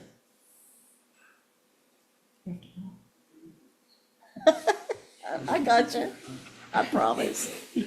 So, Mr. Treasurer? Is this a speed it up? Is that where we're at? No, not at all. Okay. If you go back to the slides, Rob, we can see here. Not at all. Next slide, I'll let Mr. Hutchins talk about this next month. As we talked about, every month we're taking the school budget and breaking the cost down more. So he added the facilities cost per building. And then we'll continue to add these to get this kind of true cost of each building analysis. So I think the next place we're going to go is the state report card. Yep, we're ready. I'm sure everyone's ready for that one. So if And you- this cohort, though, that appears, financial to peer group, Yep. is this our report card cohort, or is this another different one? we'll get there. Okay, but Yes. this is different, okay. This I'm is, just- yes, we'll get there. Okay, so if you go to the next slide, Rob. So if you look at folks go out to the financial report card and you look at the very bottom, always at the very bottom is a little section that says financial information. We're always last. If you look at that, there's 4 big areas that the state report card looks at. There's classroom spending, spending per pupil, source of funds, and then spending and performance. So we're going to take a few minutes today to take a deep dive into those. Yep. All right. So the first one is this percent spent on instruction. Classroom spending is what they call it. So what percent of our funds are spent on classroom instruction? How does this compare to our peer group? So we're at 65.8%. Their peer group, interestingly, is enrollment of 10,000 or more. So you can see there on the screen, you can also see in this piece of paper that you have in your packet, and I think on board docs, our peer group. So our peer group is really all the large suburbans and then all the urbans. And it is a bit of an apples to oranges comparison. So if you look at them, and I just, like in my mind, I drew a line on the sheet between Lakota and Akron. Lakota is the last of the large urbans, Akron's the first of the, Lakota is the last of the large suburbans, Akron is the first of the urbans. Yes, thank you. I got tongue-tied there. And so what we actually did was we pulled some data from all the districts and looked at what's different. So for example, all the large suburbans, percent of English language learners, it varies, but their average is 7.85% of their students are ELL. The urbans, the average is 10.8%. That's significant, but not huge. If you look at the percentage of economically disadvantaged students, the suburban average is 41%. The urban average is 98.2%. So again, we're talking about apples to oranges comparisons. But the really interesting one that I'm going to come back to is number of buildings. The large suburbans average 24 buildings per district. The urbans average 67 buildings per district. It's roughly 3 times. Soon to be changed as an average, both in Columbus and Well, Cleveland. but well, yeah. yes. If you see that Columbus number, that Yeah, Cleveland that'll number, be different. they're going to go down. But I'll come back to this. But it's 3 times the number of buildings, and this will become important in a second. So how they get these wonderful numbers on a report card, Rob, if you go to the next slide, is a thing called the expenditure flow model, which is another highly complicated thing that the state has forced upon us. Sure. Not unlike the state funding formula or the 20 mil floor. Things are tough to understand. But what it does is it takes every expense that we have and it puts it through a series of steps. And there's 7 steps. Puts it through a series of steps to classify all the expenses. Yeah, it knocks out some funds right off the bat, like self-insurance gets knocked out. It knocks out some objects, mostly like additional stuff, other stuff. It knocks out your contingencies. And if you go to the next slide, Rob, eventually you get down to classification by function. So everything we do has a function. The kind of blue there is what they call classroom instruction, right? And all the stuff below is what's not included. So it's every function from 2300 to 3190. Anyone want to guess what those functions are? Yeah. let's go for it. 2300 is the Board of Education. Okay. So I don't think you guys are the ones driving our cost. Maybe a little. I mean, we do have two more board Always members. able to cut. Yeah, we do have two more board members than every. 2,500s are fiscal services, treasurer's office, so we're part of the problem as well. 2,600 support services, like purchasing, Mr. Burkhart's group. But where it really gets interesting is the 2,700s. Because 2,700s are maintenance and upkeep of buildings and security. And when you have saying about the number. when you have a lot of buildings, what do you have? You have a lot of people working in the maintenance and upkeep of those buildings, right? We also, I would say, compared to suburban, spend a lot more money on building security. You know, I think every school has an SRO, but if you go to these suburban schools, that's it. You know, they haven't, they don't have the number of security assistants we have. So those are two big drivers. And then obviously 2,800s is transportation, and we can talk about transportation cost. So that's why I say these are apples to oranges comparisons. Like, number one thing is just the number of buildings, the amount of money we spend to upkeep our buildings. And then the next one in the 3,000s is food service, is student dining services or food services. So the amount of money that we spend to keep our kids fed, safe, and in environments that are able to be learning is going to be higher than these suburban districts. So my interest in this is that we're spending a lot of time on the report card, of which I think the report card's a bad thing to begin with, but we have to focus on it. They're focusing on it educationally, instructionally, and the assessments and whatever.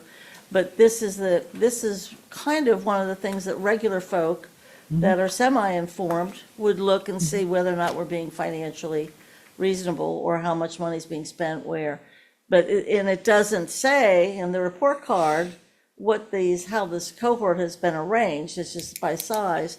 So as we make the public more aware of our report card, all parts of it, we need to make them more aware here and explain, just like we have to explain about graduation rate and whatever.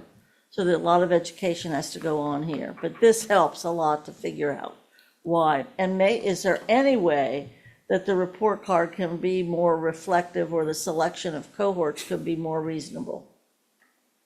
Is that ODEW? That is not something we choose. That is chosen Well, for I us. know we don't, but is that ODEW, or is that state legislative action, or what do we know? I assume it's ODEW.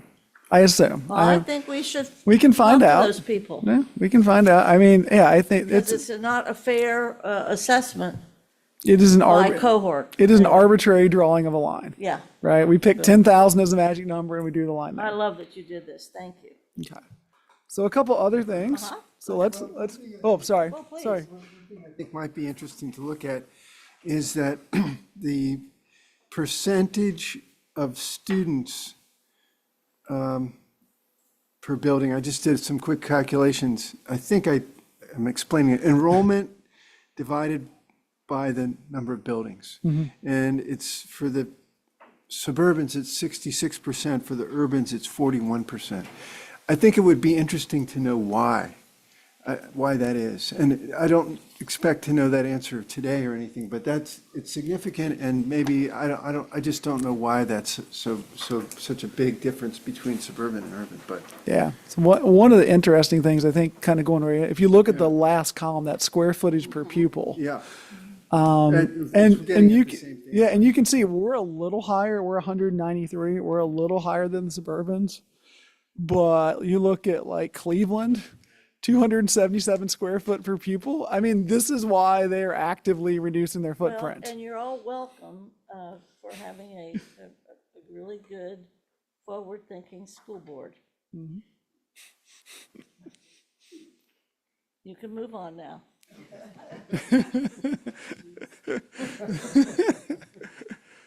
Well, 20 years ago, facilities 20 years master ago, plan, Village Master and in Plan. the last 3 years, the ad hoc. Yeah, I mean, I mean, these people are coming to us to find out what to do. yeah, it is funny how we've had lots of, I don't know, I know Superintendent, I've had lots of our peers reach out just Oh, about, sure. how did you do what you did last year? I mean, I know you've had the conversation, I've had the conversations, how did you make it work? So, as the chair likes to say, we lead, we don't follow. That's right, So, CPS. all right.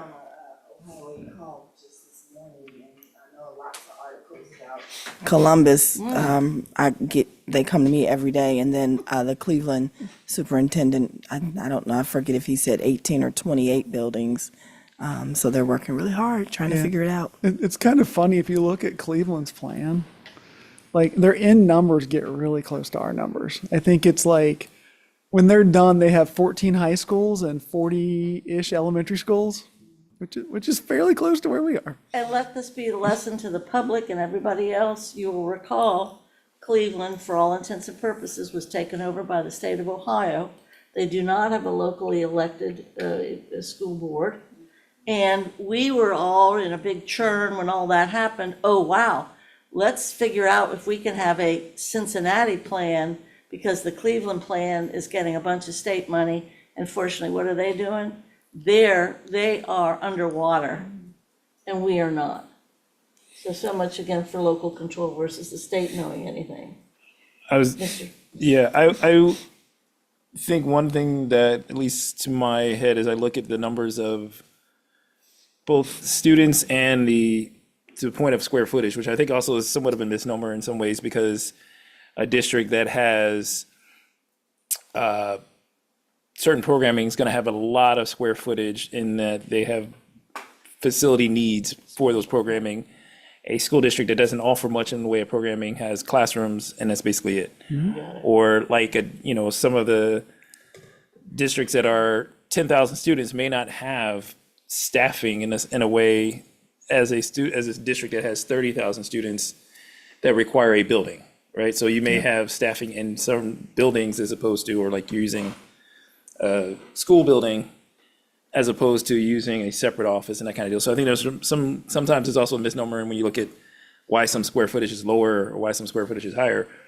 But I think one part that I think is worth us having some conversation around at some point too, though, is there is both the required services, and I think you were making this point with regard to where those areas where we differ from the other 10,000, because of the nature of our students. The students that go to our schools are different than the students that go to Lakota, because they come in at a different point in their life. They come in with different needs. They have come in with different expectations that we care for, and we're having to ship them much further than a Lakota district that has 12,000 students or 16,000 students, right? So if your 16,000 students live in a smaller footprint where you're able to care for and do more in that footprint versus a bigger footprint where you're going to have to now get them to different places, and now those services have to be spread out further, and all those other aspects that happen at the maybe 25,000 student threshold as opposed to the 10,000 student threshold. That's another aspect of what we were, sometimes maybe the conversation needs to be more around, is it realistically the number of students, or is it the geographic location or the amount of coverage you cover as far as that goes? And even in that aspect, because that's for a rural community where you're covering even only 5,000 students, but those 5,000 students live so far away, your transportation costs are going to be higher because you're going to need more buses to get those students to school than you would if they all lived in the same block. And I think that's some of the things that we are not hearing that nuanced conversation from our state officials and state administration. Yeah, I mean, it's an arbitrary line, and suburban education is not urban education. Right. There's no concept of high schools of choice, I mean, to go to your first point, Mr. Craig, our classrooms with students with disabilities have a lower density, by law, by program, so you're going to have more kids, some of the career tech programs. Also, if you're doing, as we move into the automotive as one of our new career tech things, that's going to be a lot of space for not a lot of students, because that's what you need to do the work. And so, a lot of these suburbans too have a Great Oaks or have a Butler Tech. And so they don't carry the space for those programs. They carry the number of students, the students count for them, but they certainly aren't carrying the space or all of the things that keep that space for those students. Both of you hit on something. I think the geographic piece is huge, no pun intended. But I also think that one of the things I probably would get rid of, and you're analysis necessarily economically disadvantaged, because that 98%, we've already talked about that, that's an inflated percentage because we're on the different lunch thing or whatever. We've categorized, which I think is something we have to undo, just from a marketing standpoint. But I do think that the students with disabilities would be something to figure in there rather than that, because I'm sure our percentage is higher. The other piece in it is just what you mentioned, career tech. That whole cost center has been removed, 35 years ago, removed from the suburbs. And it's just been concentrated in one place. And that indeed is also when they took all of ours away. Urban children lost career tech when that happened, because we had career tech at most of our high schools for many, many years. And when they did that stuff out in the rural areas to help the suburbans survive, they did not care about the urban child. And so that's us trying to catch up. That's a very important cost center. I hadn't even thought about that. Monica, that's good. So Yes, yes, sir. it is apples to oranges. Say It that. is, but we're going to have to get Explain. everything in the same bushel when we talk to the public about that piece of paper that shows it's not as good as we want to be shown. Yeah, Sir. before we throw out the economically disadvantaged percentage, I think it would be good to know perhaps all of them are inflated, and it's still a relative comparison that might be important, not the absolute. That probably makes statistics more sense than what I'm saying, yeah. Yeah, I think you might be right. because I think that is a significant factor. Oh, it's big. So, okay. ahead. If we can go to the next slide, Rob, let's just cover the rest of the report card. Okay, good. So there's spending per pupil compared to the state average. So if you look at dollars, not percentages, we spend more per pupil and more per pupil in classroom instruction than the state average. We should do. We also spend more in non-classroom, and we spend more federal funds, as you can imagine. You know, Spend. that comes down to the economic disadvantage too. So if you go to the next slide, source of funds. This is a fun one. I don't think they realize that they put out here. Is that if you look at us compared to the state average, we receive 5.6% more funding than average from our local sources and 13.2% less state funding than the average school district. This is the only way you're going to be able to sell a levy, right there. This is the chart that sells the levy. So as you know, the state considers us to be very wealthy and compensates us accordingly. All right, next slide, spending and performance.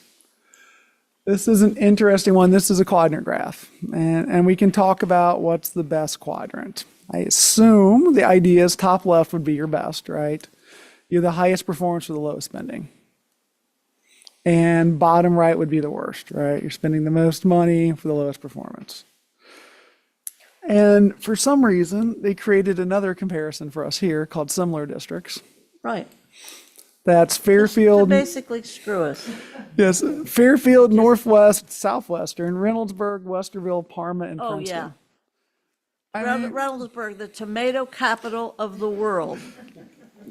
And Cincinnati, Ohio. I mean, it's a little better than Dublin and Hilliard, but yeah, you get the point. So the thing is, if you follow, I think what they want you to do, we are the top again of all the urbans. We are the top point in all the urbans for percent spent index. I would also say that for all the reasons we talked about, urban schools are going to spend more. So thinking that we're going to be at the top of this little chart, Right. the top left of this little chart is not a realistic thing. Exactly. So, Well, I do think you ought to have a dialogue, an extended dialogue with ODEW or whatever about Is it possible this. on this chart to have the other urbans be blue instead of gray? it's their chart, my friend. It's their chart. Don't worry, we're making our own chart I mean, we can make our own chart and in do whatever. Cincinnati language. All those dots to the, To the right and below are all the other urbans. Superintendent, we Yep. want our own Yes. report card. Yes. And if you then go to the last slide, which is our original comparison group, Right. again, you know, I see, that just is a killer, we're below the suburbans and we're above the urbans. but it's a killer. I mean, what do we say? We've been consistently the best urban school district. We're not And- lying about that. But yeah, when you compare us to Dublin and Hilliard and some of those districts, it's Now, not. I will say the people of Greater Cincinnati understand it's not right to compare us to our neighboring districts. But to let Mrs. Bates's point that she would always, that's who our competition is, for getting teachers or for getting enrollment. That's the reality. So, I mean, Yes. this is something we can talk about but yeah, let's figure, this is so important to get this. Thank you for spending the time on this. Okay. So do you feel it's a better great about our report. state report card? Great Or report. at least I feel understand, better about but it, you feel but, better about the numbers? We need to figure out a messaging for this thing. Okay. Just one last little thought though around this is that I do think we need to, at some point, branch out, if we're gonna do our own, to do the comparison, not with just what our state, as far as performance goes, because I think the hard part is, you can put the two together based on what our state funds and that kind of deal, but what we really should be looking at is what are our students comparable to what other students in similar states, or similar situations or similar districts, and those may not be within our state. So I think, yes, the comparative of the dollar to performance is one thing. The straight comparison of our performance really should be mapped around what other districts in a similar situation are performing and doing. If we want to look at what's working, what's not working, something Board Member Lindy's brought up a number of times is, because we are the, now the second largest, but because we're so high up on that food chart, there aren't many that compare to us. Right. So if all we're gonna keep doing is doing better than the folks who compare to us in the state, we're talking about like really two districts. Right? No, you're right. If we look at what other states are doing and ways to be inventive, or what other districts across the country are doing to be innovative, World class. we will see benefits that will make us look even better in a lot of ways. We may still face some of the same challenges, but we may see better academic results for the students that we can then do the comparison with our dollar spent number, much more so than if we're saying, what is Columbus and Cleveland always doing? Because we're now ahead of them in a lot of these numbers, and so when you're the king, you got to go find someone else to Right. take down. Just like the Exactly. child poverty rate, the cohort is cities of 300,000 or more. I mean, there's ways to look at this. I think that's great. I feel comfortable about that. That's good. Yeah, to expand a little bit, I agree with Brandon on his point there, but I know the superintendent's got a connection now with the Chamber of Commerce. I think it would be interesting to also see what their competition is, because it may not be similar cities, but it may be cities like Indianapolis, Pittsburgh, Louisville, that also we would want to compare with because of the, the attraction for corporations and economic development, even if they aren't similar, similar in the numbers that Brandon was talking about. It's another level of competition that we have. I like that. Okay, Okay. good. Do you need to leave? Okay. Going? Yes. Could we, Skip ahead. if Go it ahead. if it pleases the chair, could we go ahead and do the debt Absolutely. topic You know since that's- Mr. Cross had asked for it? So that would, I believe it's his I request. thought I asked for the debt thing. I thought you said you asked for it on his behalf. If I believe, on his That was behalf. it. Definitely Eve asked for it. Okay. thinking, Well, good thinking. maybe both of you asked for it. Let's talk about debt. Let's talk about debt. And I think Kevin wants to get out of here as well, so. I'm good. All right. Yeah, Next slide. So we have two types of debt. We have voted debt and unvoted debt. So voted debt is our, our bond levy. You can see, Kevin, do you want to explain these slides? Yeah, so this is just, again, kind of high level. These graphs came right out of our tax budget hearing report in January. So at that point, they had not changed. Because we were projecting that middle column says bonds and notes outstanding July 1 of '25. So that was our principal balance at that point. Again, we're getting ready to make debt payments, so if you move over to the calendar year column that says bond and notes outstanding 1/1/26, that is after we make these upcoming payments. So we'll go from 173 million down to 152. And then it's showing the principal and interest payment. With the tax budget, we're breaking it down between school fiscal year and calendar year, which the calendar year lines up with the tax year as well. So that is the facilities master plan, you know, going back to 2003, 2006, when those bonds were put in place. The next slide kind of does the same thing. I don't know why I get so choked up when I'm talking Because about you're this. emotional about, That debt, that's a four-letter word. he's emotional about bond levies. Sorry about that. But the next unvoted categories are basically the COPS issues, which are the certificates of participation. The first three lines there, it says authority for levies related to the stadium fund, so that's processed through the debt service fund. The source, we do get money from the county. We used to get some money from the city. Currently, we get approximately 10 million a year from the county as part of that stadium deal. That covers the debt payments that we make for those. So you'll see they mature, due date here. That first one actually is already matured. The next two mature in 32. So when we get to 32, we will no longer have those obligations, but we'll no longer have the revenue that supported them as well. The other ones are general fund obligations. So we're moving money from the general fund to make those debt payments each year. And they mature, actually the one has matured, the other four mature either in 26. One of them goes all the way out to 38. So there's just different levels there. That's also where you have the category of the mandatory sinking funds. We're down to 2 issues that have that. And so this one kind of gives you the balances in the sinking fund and then where we're at in total. So the big one, I think is the voted one. Sure. And how that one's going to flow when we get to 32. We'll no longer have the obligations, but we'll no longer have the levy that supports that. So I know looking forward, that's maybe an opportunity where taxpayers could shift that burden.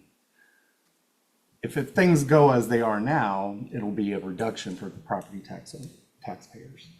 So it may be an opportunity to kind of right size some things at that point. If we need like a maintenance levy or permanent improvement type levy to maintain those buildings. Mr. Craig? I think this is an area, and when we talked a little bit about this last year, I think it was, about putting together a plan before we get to a point where we would be then looking at the end of the bond levy and potential of whatever we decide to do, whether it's a new bond levy or whatever. And I think that, to me, is also why we need to figure out the right sizing of our buildings, what our building needs are, what our facilities can be used for, can't be used for, because I think if we're coming in 31 to essentially pass a bond levy or to come up with a new facilities master plan investment, we can at that point start the process by saying, now we're going to talk about this, right? Because I think the voters have been struggling with, I need tax relief, I want these things, they're talking about all this other stuff.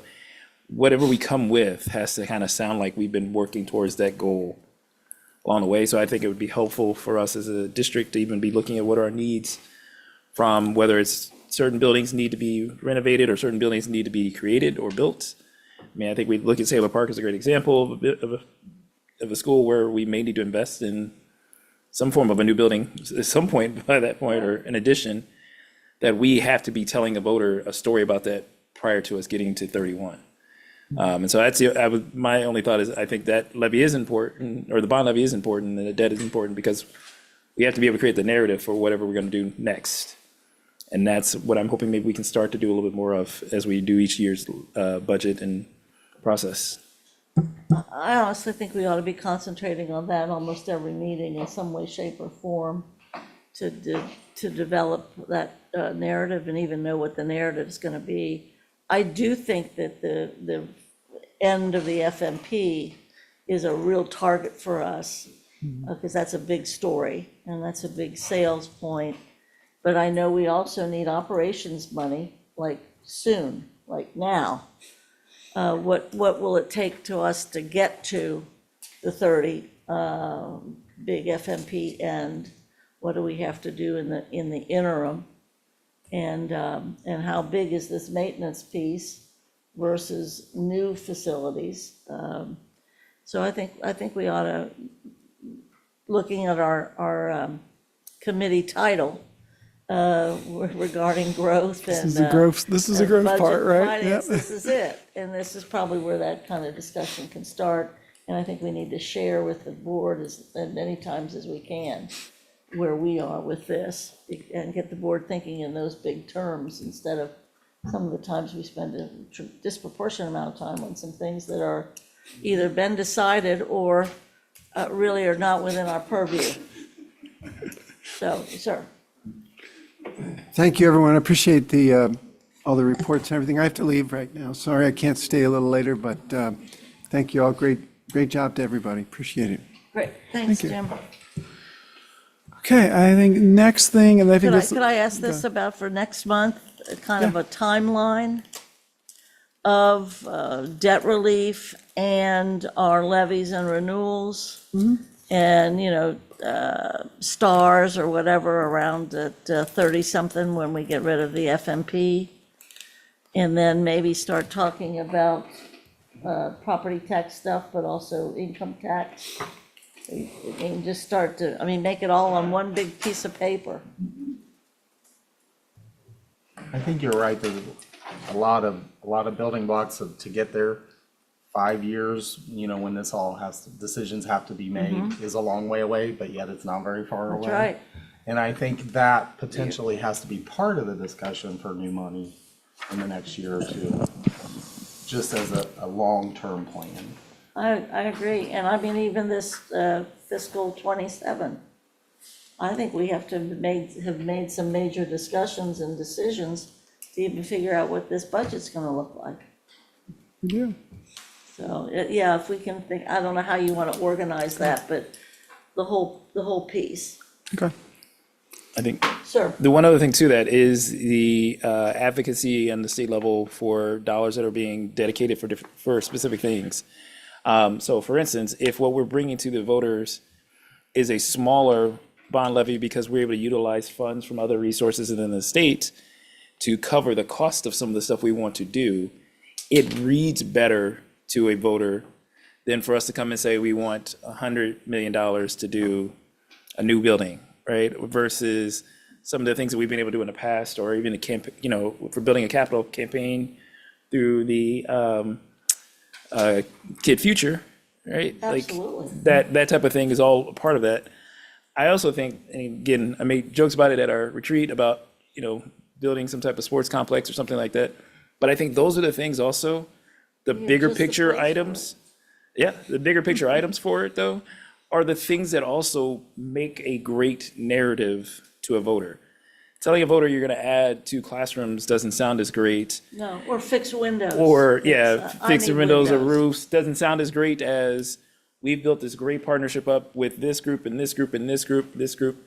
You are the linchpin to us building something great for our students. And so I think that's a little bit also of it, is what are the other resources within the state that we can be able to tap into? Again, not this year, and maybe not next year, but in that 5-year part, who are we lobbying with? Who are we reaching out to? Who are we building relationships with? So we get those funds. Exciting times. Very exciting. I think the next one, this will be quick. We put strategic plan and financing plan on. Yes, please explain how we're going to do both of those at the same time. Very carefully. But they're interrelated. I know. If your superintendent can kind of give an update on where we are with the strategic plan stuff. I know we're working on getting a partner to help us with the engagement side of it. Regarding the partner we're working with, so we closed out a bid process last Friday.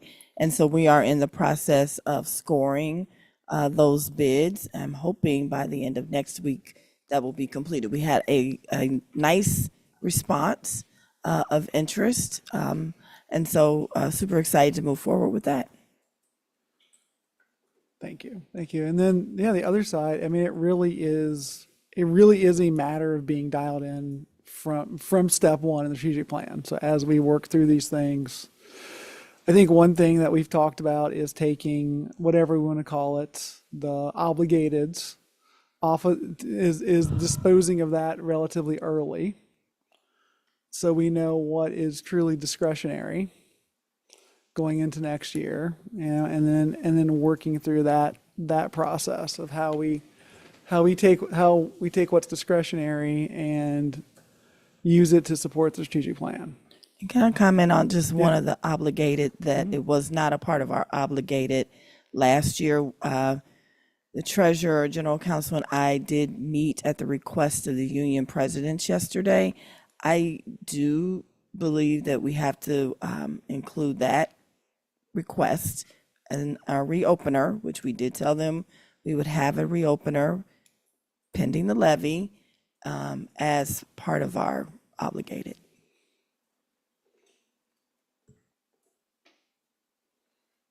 I don't know what you mean.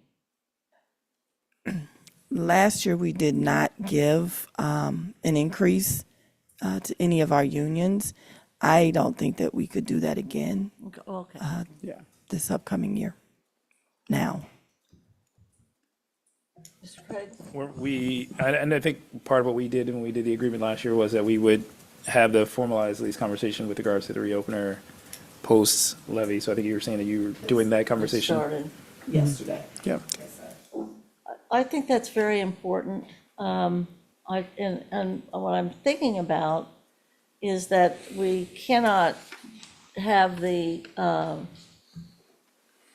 discussions last until the end of this year.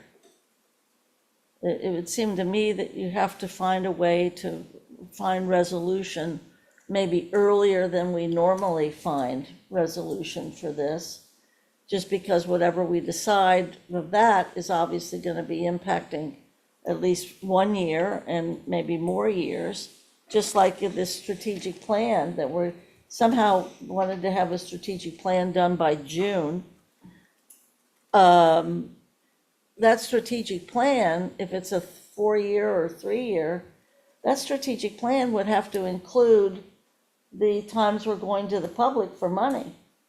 I mean, that strategic plan, it would seem, is not going to be just an instructional plan. It's going to be financial, right? Because we said that it has to be the same thing. So we need to have the board be spending this time on these big items to talk about and what we want. And, you know, we've generated lists and all kinds of commitments all along. But go ahead. I was going to say, to that point, I think what we need the strategic plan from both the academic and the financial for how we currently operate. We also might need the 25-year district plan Yeah. that might look at what is the district supposed to look like in 25 years. All right, because I think that may be the part that we have not, like we've been doing strategic plans that basically say we're operating here, based on what we're operating on, this is what we can do. Far.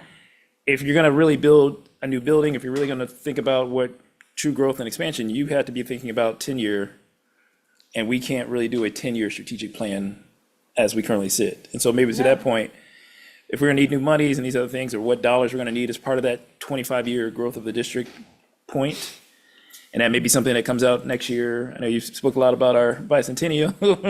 Every chance I get. But that might be a byproduct of that. Next year is this is the district has been for the last so odd years. This is the district going forward for the next 25 or next 50 or whatever the number ends up being. But that may be more in line with that kind of point. That's part of the piece. It's not just having our 3-year forecast, but it's all this big stuff too. It's when we're going for more money and for what new buildings, What buildings are we not having? What schools are you merging? Are we merging? I mean, let's be real. What are we selling? The thought of 25 years is difficult. 10 years, Really 10 difficult years. if you're Yeah. 75. The 100-year anniversry. of That- Eve Bolton. That's it, I'll take it. There you go. I'll either be looking up or looking down, I don't know. If you teach high school for 36 years and you're on a school board in the urban area for 18 years, up or down, you're not quite sure which that is gonna be. But no, this is so exciting, and I think this has to happen really in finance. And finance has to stay, like we said, kind of united and really carry the ball on this.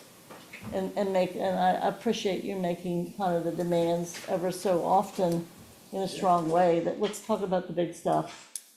And let's make a decision, stick with it, and move on. That has to be the way we have to do it. Okay, what else? Treasurer Mike, as Good. Rob refers to you. Good, in good our conversation. podcasts. Let's do, I know we're 10 minutes over It's our allotted okay, time. we're good. But let's go through some of the budget We're stuff. almost done. I think I these did are the important. grocery. These are important pieces. If you could start in slide 40, there you go, 43, Rob.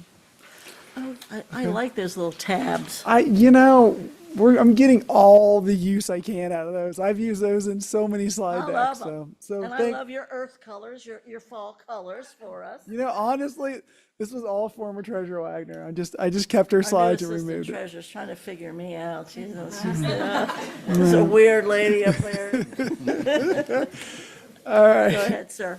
No, so just kind of take the big budget timeline, which we've presented many times, cut into chunks. October, November, December. October student projections and the forecast and the budget target. We did the forecast. We've talked that to death, I think. Student projections we'll get to in a couple slides. November, the election, we've talked about that. Very successful salary opener, superintendent just mentioned that. And then the public engagement sessions. And then looking forward to next month, between now and our next meeting, looking at initial school staffing and central office budgets. If you go to the next, Well, yeah, go even ahead. with that, Yeah. school staffing, that's just a normal kind of thing, but let's be real. What schools are gonna be next year or not next year? That is I mean, this is normal language, but it has a bigger punch than the normal meaning. And I think we have to get the board ready to be thinking about that kind of stuff. I'm sorry. I agree. Feedback from engagement sessions. So, Oh, yeah. The superintendent and I had 2 budget engagement sessions last week, was it? No. All the weeks run together, but really fun to do. I appreciate my partner over there. Going through the questions. People said they really like the transparency. They like being included in the dialogue. I think this is very early, which is good. I think if you start people early in the dialogue, they feel more brought in. People did want to know how to get involved more. We definitely sent them towards their school's LSDMC if they were members of the school community. I think that's a lot of change. A lot of people understand what the state's doing to us, more so than I think in prior years. So that message is slowly getting through, which is a good thing. A lot of interest in the Montessori programs, a lot of interest in transportation. And Montessori staffing, that came up. Montessori staffing, Montessori training came up. And you all had an answer. It was Bramble. She had an answer. She More wrapped it up. information. We have a great team. Melissa Ridley, the principal at Gamble Montessori Elementary, is really leading the charge, but teachers at the table, Deb Klein, Assistant Superintendent Klein, at the table, building out what our Montessori training program will look like. And we are hoping to be able to kick it off in June. We've had some financial support come our way. So we are super excited to be, again, a leader in this area. And every time that gets mentioned, going back to last year when all the Bramble planning was started or initiated, initiative was happening. That was the national group that you mentioned, I think, and it's a. AMS, American Montessori, and so if I'm saying the wrong one, then they'll be mad at No, me, it's- so. It's whatever one that is, but every Yeah. time we say it, that has to be part of it, because this is actually, can be an international center as well as a national center. It's not just for our people. Lovely. It is lovely. And then the only other thing I think I'll say on here, I mean, some people had some really specific questions about property taxes. Yes, they did. Maybe this is the commercial to tune in on December 3rd to Money Matters with Mike. So, so in addition to Ms. Bolton and Mr. Craig, we're going to have the county auditor, Jessica Miranda, join One us. of our new education heroes. So, yeah, she is a hero. Vote for her. She Any she is chance a you get. great supporter of our district and of public Jessica education. Miranda.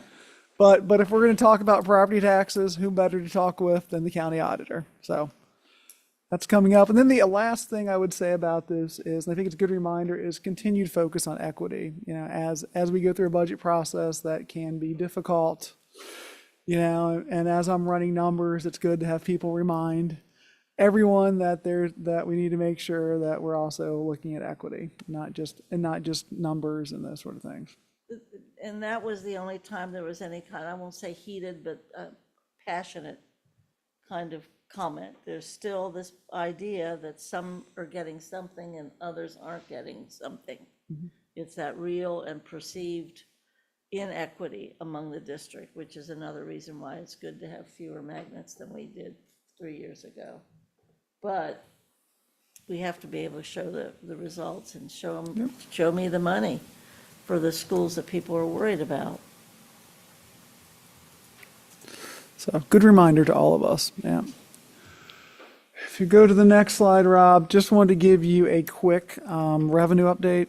So since we don't do the forecast in November anymore, we're sort of doing the forecast in November now. So, you know, Kevin and I just did a quick look at collections and property taxes and stuff and just restated where we think the money's coming from. We're a little behind. I think state aid will bounce as we get enrollment better. So this is one of those things that, you know, as the performance accountability team works through all of the EMIS errors, this thing's rebound. I think, you know, state share property tax is looking good. Overall property taxes, I think are rebounding a little bit. The other thing that I think needs to be mentioned publicly is we built this budget based on two things. One, getting additional city TIF payments. That agreement is, I think, almost done. I know legal counsel Hoying is working on the finishing touches on that. So that should be done. And then the other one is sale of property. So it's important to remember that we, you know, counted on getting $1.5 million in revenue from sale of property. Yes. And so if we don't continue down that path, we We're need to gonna find, continue down we need that to find path. that money elsewhere, so. We already voted on it. We did. So just to show, we are running a little behind our projections. At this point in the year, it's not panic time, but we just want to be transparent about where things are coming in. Okay, tell us again why might be panicked No reason to panic yet. yet. When should I start to do that? Probably next year when all the new things that were enacted by the legislature this week come into play. It should be on next month's budget agenda too. Yeah, An for update on that. for sure. We'll see property tax collections. You know, those should bounce back. I know. Hopefully delinquencies go down. Again, we monitor the state aid every month. Actually, twice a month we get a new report. So we'll see if those things start to tick back up. So I think all is good. And once we get the state TIF payments or the city TIF additional payments, that'll help. Things look nice. You know, we've got Medicaid reimbursements, all those things. Yeah, some of this stuff is an act of faith in that, you know, and I remember Brandon kind of worrying about that.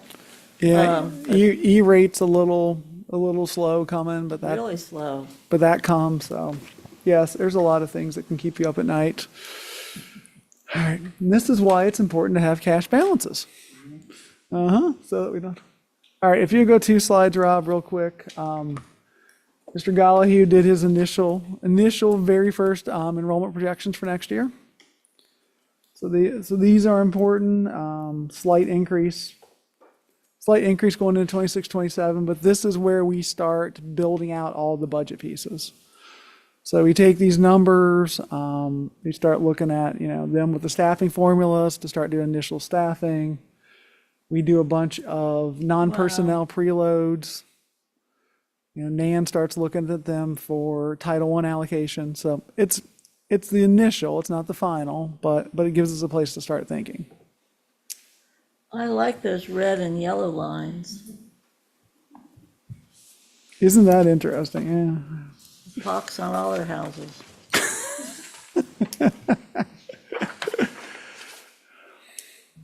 I mean, it's just, you don't even need to be nice about this anymore.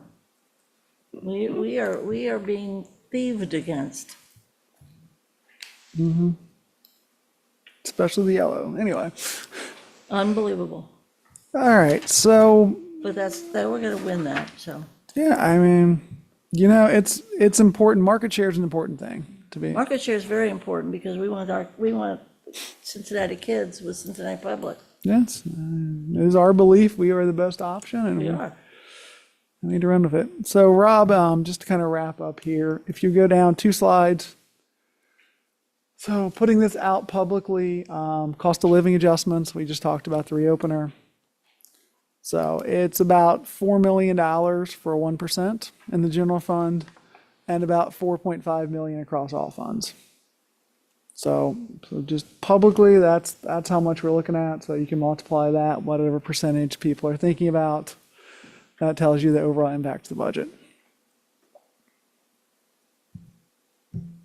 So, but you do have steps, in obviously here too. Yes. Okay. Yeah. The way we do the cost of living calculation is we calculate just the steps. Then we calculate the steps plus a 1% COLA, then we subtract it. And so that gives you the additional cost of the COLA. Cool. Very similar to last year. I mean, it's right in the range. And then budget steering committee, just to kind of let people know what's going on with that. So December, initial school staffing. So we had the enrollment projections. We saw a couple slides. There is a group talking about staffing formulas. See if there's any changes needed to those formulas. You take enrollment times formulas, that gives you initial staffing. And then the other thing we're looking at is starting central office budgeting earlier. That was a big feedback from prior years. So we're working on this zero-based budgeting concept, which it's going to be a bit of work. So we're starting it early because we're really To do it. unpacking the budget. I mean, one of the things that we're unpacking to is the function level. Not just what does your department do, but what are those functions you do? What is the function you do, and how is that? Because one of the things that'll help us find duplication. We can look and say, this group does this function, so does this group. Where's the overlap? Where's the synergy? Is there duplication? Those sort of things. But it is a lot more work to do it this way. Well, and however we're just doing it currently doing it doesn't mean that's the right way to do it. So that's part of the issue of zero-based budgeting, right? You're analyzing whether or not this is the best way to do something. Yeah. I'm not talking process. We use that word too much. Yeah. But whether or not we are. Yeah. Are we putting our resources in the best spots? Yeah. Okay. I'll put my little oar in again. What we found out last year when we worked through it is student-based budgeting worked for our PK to 6 neighborhood schools and didn't necessarily work for the high schools. We even had trouble finding a formula for that, if I recall. And it was weird for Montessori and what have you. But as you look at different ways too, if you think about student-based budgeting, Yeah.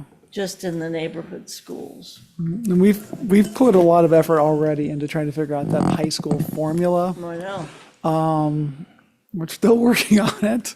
Okay. It is, yeah, it is difficult to encompass all the different things our high schools do, which is great. I mean, that's one of the things, to have a district that has the level of choice and the level of option that CPS has makes formulas hard. We should recognize that. You know, if we had the same program at every neighborhood school and we had, 14 high schools that were all cookie cutters of each other, this would be very easy.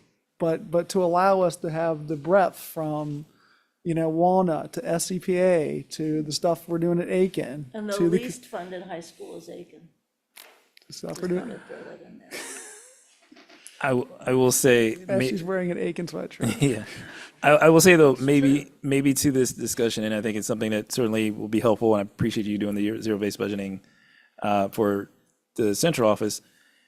The reality is that our formulas and somewhat are built off of what we've either agreed to and or said is our step practice, which is much more aligned to what was offered in K through 6 and even K through 8, where we have not essentially done a agreed upon or an expected minimum standard of stuff for is the high school. And that's generally because they do have differing enrollment, they have different size, they have different things they offer. And even right now, we have some that are 7-8, or I'm sorry, some that are 7-12, some that are 9-12, some that are K-12. So I don't know that we can always say that building a formula that's works to fully staff a high school will ever be the case. What we may do is figure out what are the minimums, which is what I think we tried to do last year in a lot of ways, is figure out what was the minimum things that we were required to do by law, that things that we needed to have at the school, needed based on the things that they were offering, the programming they needed, and that type of stuff. And that still may be years away from being able to have that conversation in some level of clarity and certainty at the high school level. But I think that's probably a safer place for us to eventually move towards, as opposed to creating the same type of formula that we use at the elementary and middle school level. Because I don't think we as a district has made a concerted effort to build the K-6 and the K-8 to be the same way or we built them separately in a different way for especially even our Montessoris versus our high schools, where we've actually kind of built different models at each high school almost. And so that idea of them two high schools being similar or operating similarly or even offering the same programming is very unlikely. Yeah. Versus we have a number of K-6s that offer roughly the same type of stuff that we can kind of say, this is what you're required to do, this is what you need to do. So to just piggyback on that, I think there's two things that when you talk about formulas, and one is, the formula can be the base. We talked about core classes versus elective classes. It's somewhat easier to figure out your core teachers. Like, every kid is taking English all 4 years. So you can do some math to get a rough idea of how many English teachers you need. And again, it's rough because you want to allow, for the places that want to have AP, AP Lit, or you want to make sure those things happen. But there also comes the idea to have kind of school choice, the formula that includes some school choice to say, hey, this position, we do this with electives or specials at the elementary school, but we can also at the high school say, based on your students and things, you have a choice of these positions.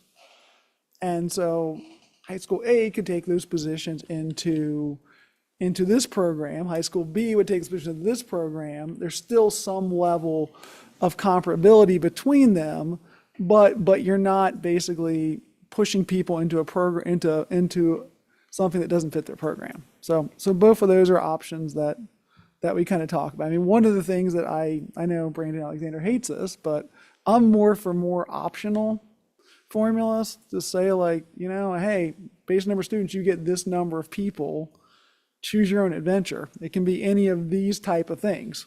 And that, it's more work, but it allows you to get a more authentic school experience, and people aren't carrying positions they don't need. And people aren't sitting there not able to do the programs they want because of those things. I just feel very strongly that the one size fits all does not work. I understand it's kept us solvent and kept us functioning, but it doesn't work necessarily. I think we've learned too that the PK, we got PK, we got preschool, but let's just say K-6, I do think that student-based budgeting works because of the similarity across the neighborhoods. I think we've learned this year and last year putting together the middle schools. Middle schools, 6, 7, 8 need to be staffed differently than elementary and high school. I mean, just all the issues that have arisen in the middle schools and the middle school concept. I don't think we staffed for the middle school concept. Maybe I'm just feeling that way particularly because of Pleasant Hill and its size. So I think that should enter into it. And I'm much more interested in the state minimums as a starting place necessarily than having the whole formula, which we have to do contractually. But I hate to start there.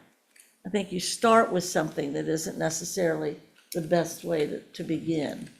So I think this is very exciting. And I also want to say that there have been a few folks in public that attended both of those, the in-person one and the virtual, that there might be one or two of those community members that somehow should be part of whatever this more expanded budget task force is. We can talk about how we want to do that. And I think, obviously, we're going to be doing a lot of budget work in finance, so that's the board involvement, and board members can join. But I think it might be, that method kind of worked well in part for part of the ad hoc effort. More kind of habitual, casual sort of routine involvement by just even a handful that's a representative group. So if you guys can be thinking about who those kinds of community members would be great. That's good, very good. Anything else, Brandon? The last thing, I hesitate to even go there, expense categorization tool. Oh, God. Right, that's why I hesitate to even go. I know at least Save one, it for when I'm tired. I know at least one of the two board members is against this. We've had this discussion multiple times, the pyramid, the ice cream cone, the tiers, whatever. We do a different one every year. And I think one of the things we talked about in our retreat back in whenever that was. October. It's been a while, yeah, okay. What was having a categorization tool we could use year over year. Because the question that is very hard to answer is, well, what did we do last year? If we say, hey, we're spending 23% of our budget on blank, the obvious question is, how does that compare to last year? How does that compare to the last 5 years? Is it growing? Is it decreasing? And so proposal was to create something that we could use long-term, that would put dollars behind our investments and our choices, that would be accessible to everyone, and would not be used to shut down discussions. So one of the things that's dangerous about categorization is if you make categorizations like high priority, low priority, medium priority, everyone self-categorizes it high priority, right? And it can actually shut down conversations because you're like, that's high priority, we can never touch that. It does not help advance a budget conversation. So several meetings were had. I think the proposal I would go for, if you go to the next slide, Rob, would be to use the report card categories as some high levels. Academic achievement, graduation, college career workforce. Add in some of the whole child supports, which I think don't show up in the report card, but show up every day for kids. And then add an operational efficiency one, because report card doesn't really care about operations at all, except for to penalize us for how much money we spend outside the classroom, right? So those are kind of a high level thing to throw out there. And then have a compliance section. So this is one of the things that I've struggled with, because again, saying things are compliance is a way to shut down a conversation, right? Say, I can't change anything in this entire department because it's compliance based. Right. Well, that's not an honest dealing. So So first thing of feedback would be, do these categories make some sense? And I think part of it, I should say, to kind of go backwards, is we didn't want things that tied directly to our strategic plan, because strategic plan changes. And so, again, you don't want hard ties to things that are going to change. So we tried to go up a level to kind of meta categories. You know, like we talked about, like we always are going to look at graduation. I can never imagine, even though Ms. Bolton tells me this was not the truth, but I can never imagine a time where we're not going to look at our graduation rate as a measure of what we're doing. That's just basic to what we do, right? So first question is, do these categories look good, look okay? And then, do you think compliance, second question, should be its own high level, or should it be baked in to the individuals?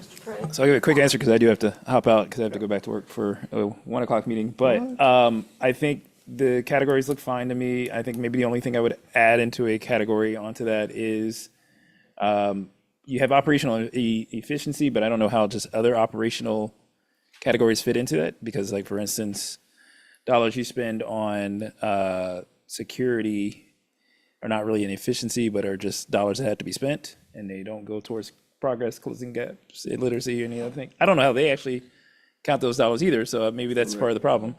Again, that's part of all that security. You're non-instructional. Yeah. That's why our dollars on instruction look so bad. And then the other thing I would say is adding compliance. I think compliance is fine. It's really about who's deciding what is compliance and what are each of these categories. So I think at the end of the day, my question would always come back to, the categories are fine. Who makes the decision on what fits in what category? Because that's where you're going to have somebody who says, oh, no, Can't be the owner. we're gap closing. So therefore we have to get, we got to be in this category, and none of their work does anything to close a gap.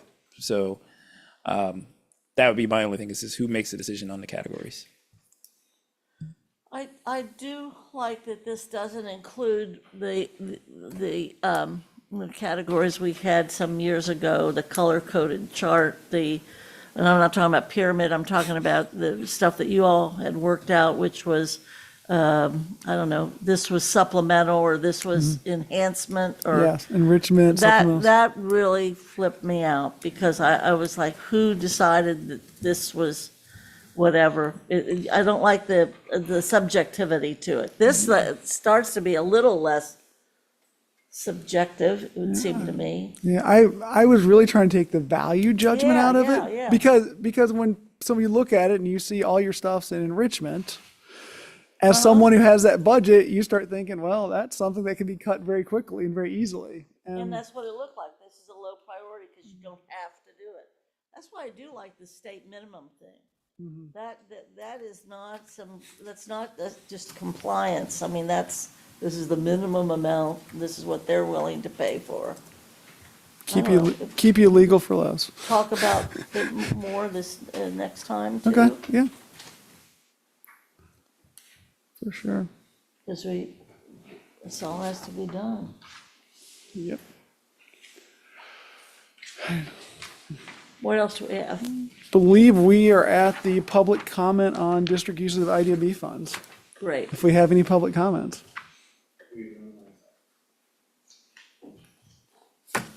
Well, we don't normally, so we have to start encouraging people. So do we want to, how can we, can your, one of your podcasts or something We deal can do with? that. We can add it to one. We can add it as a Make topic, that- yeah. Yeah, so if we want to meet those criteria. Yeah, we're just going to keep bringing it up in places where we can. Excellent. And document that document that that we're it's- giving yeah. opportunities, and we'll keep doing it as much as we can, but we do Podcast thing welcome. would be good. Yeah, You think you could have an expert come in like you've been doing or something? like someone down at the end of the table. Yeah, someone down there with the glasses on. That could work. Person that just took the glasses off. She's like, Well, Rob has set up an entire studio. We have our radio station, basically. I'm showing my age on radio it station. but- is a beautiful studio, and Rob has done an incredible job. Well, if it does it, appreciate the extra time. everybody. Motion to adjourn. Mr. Craig, second.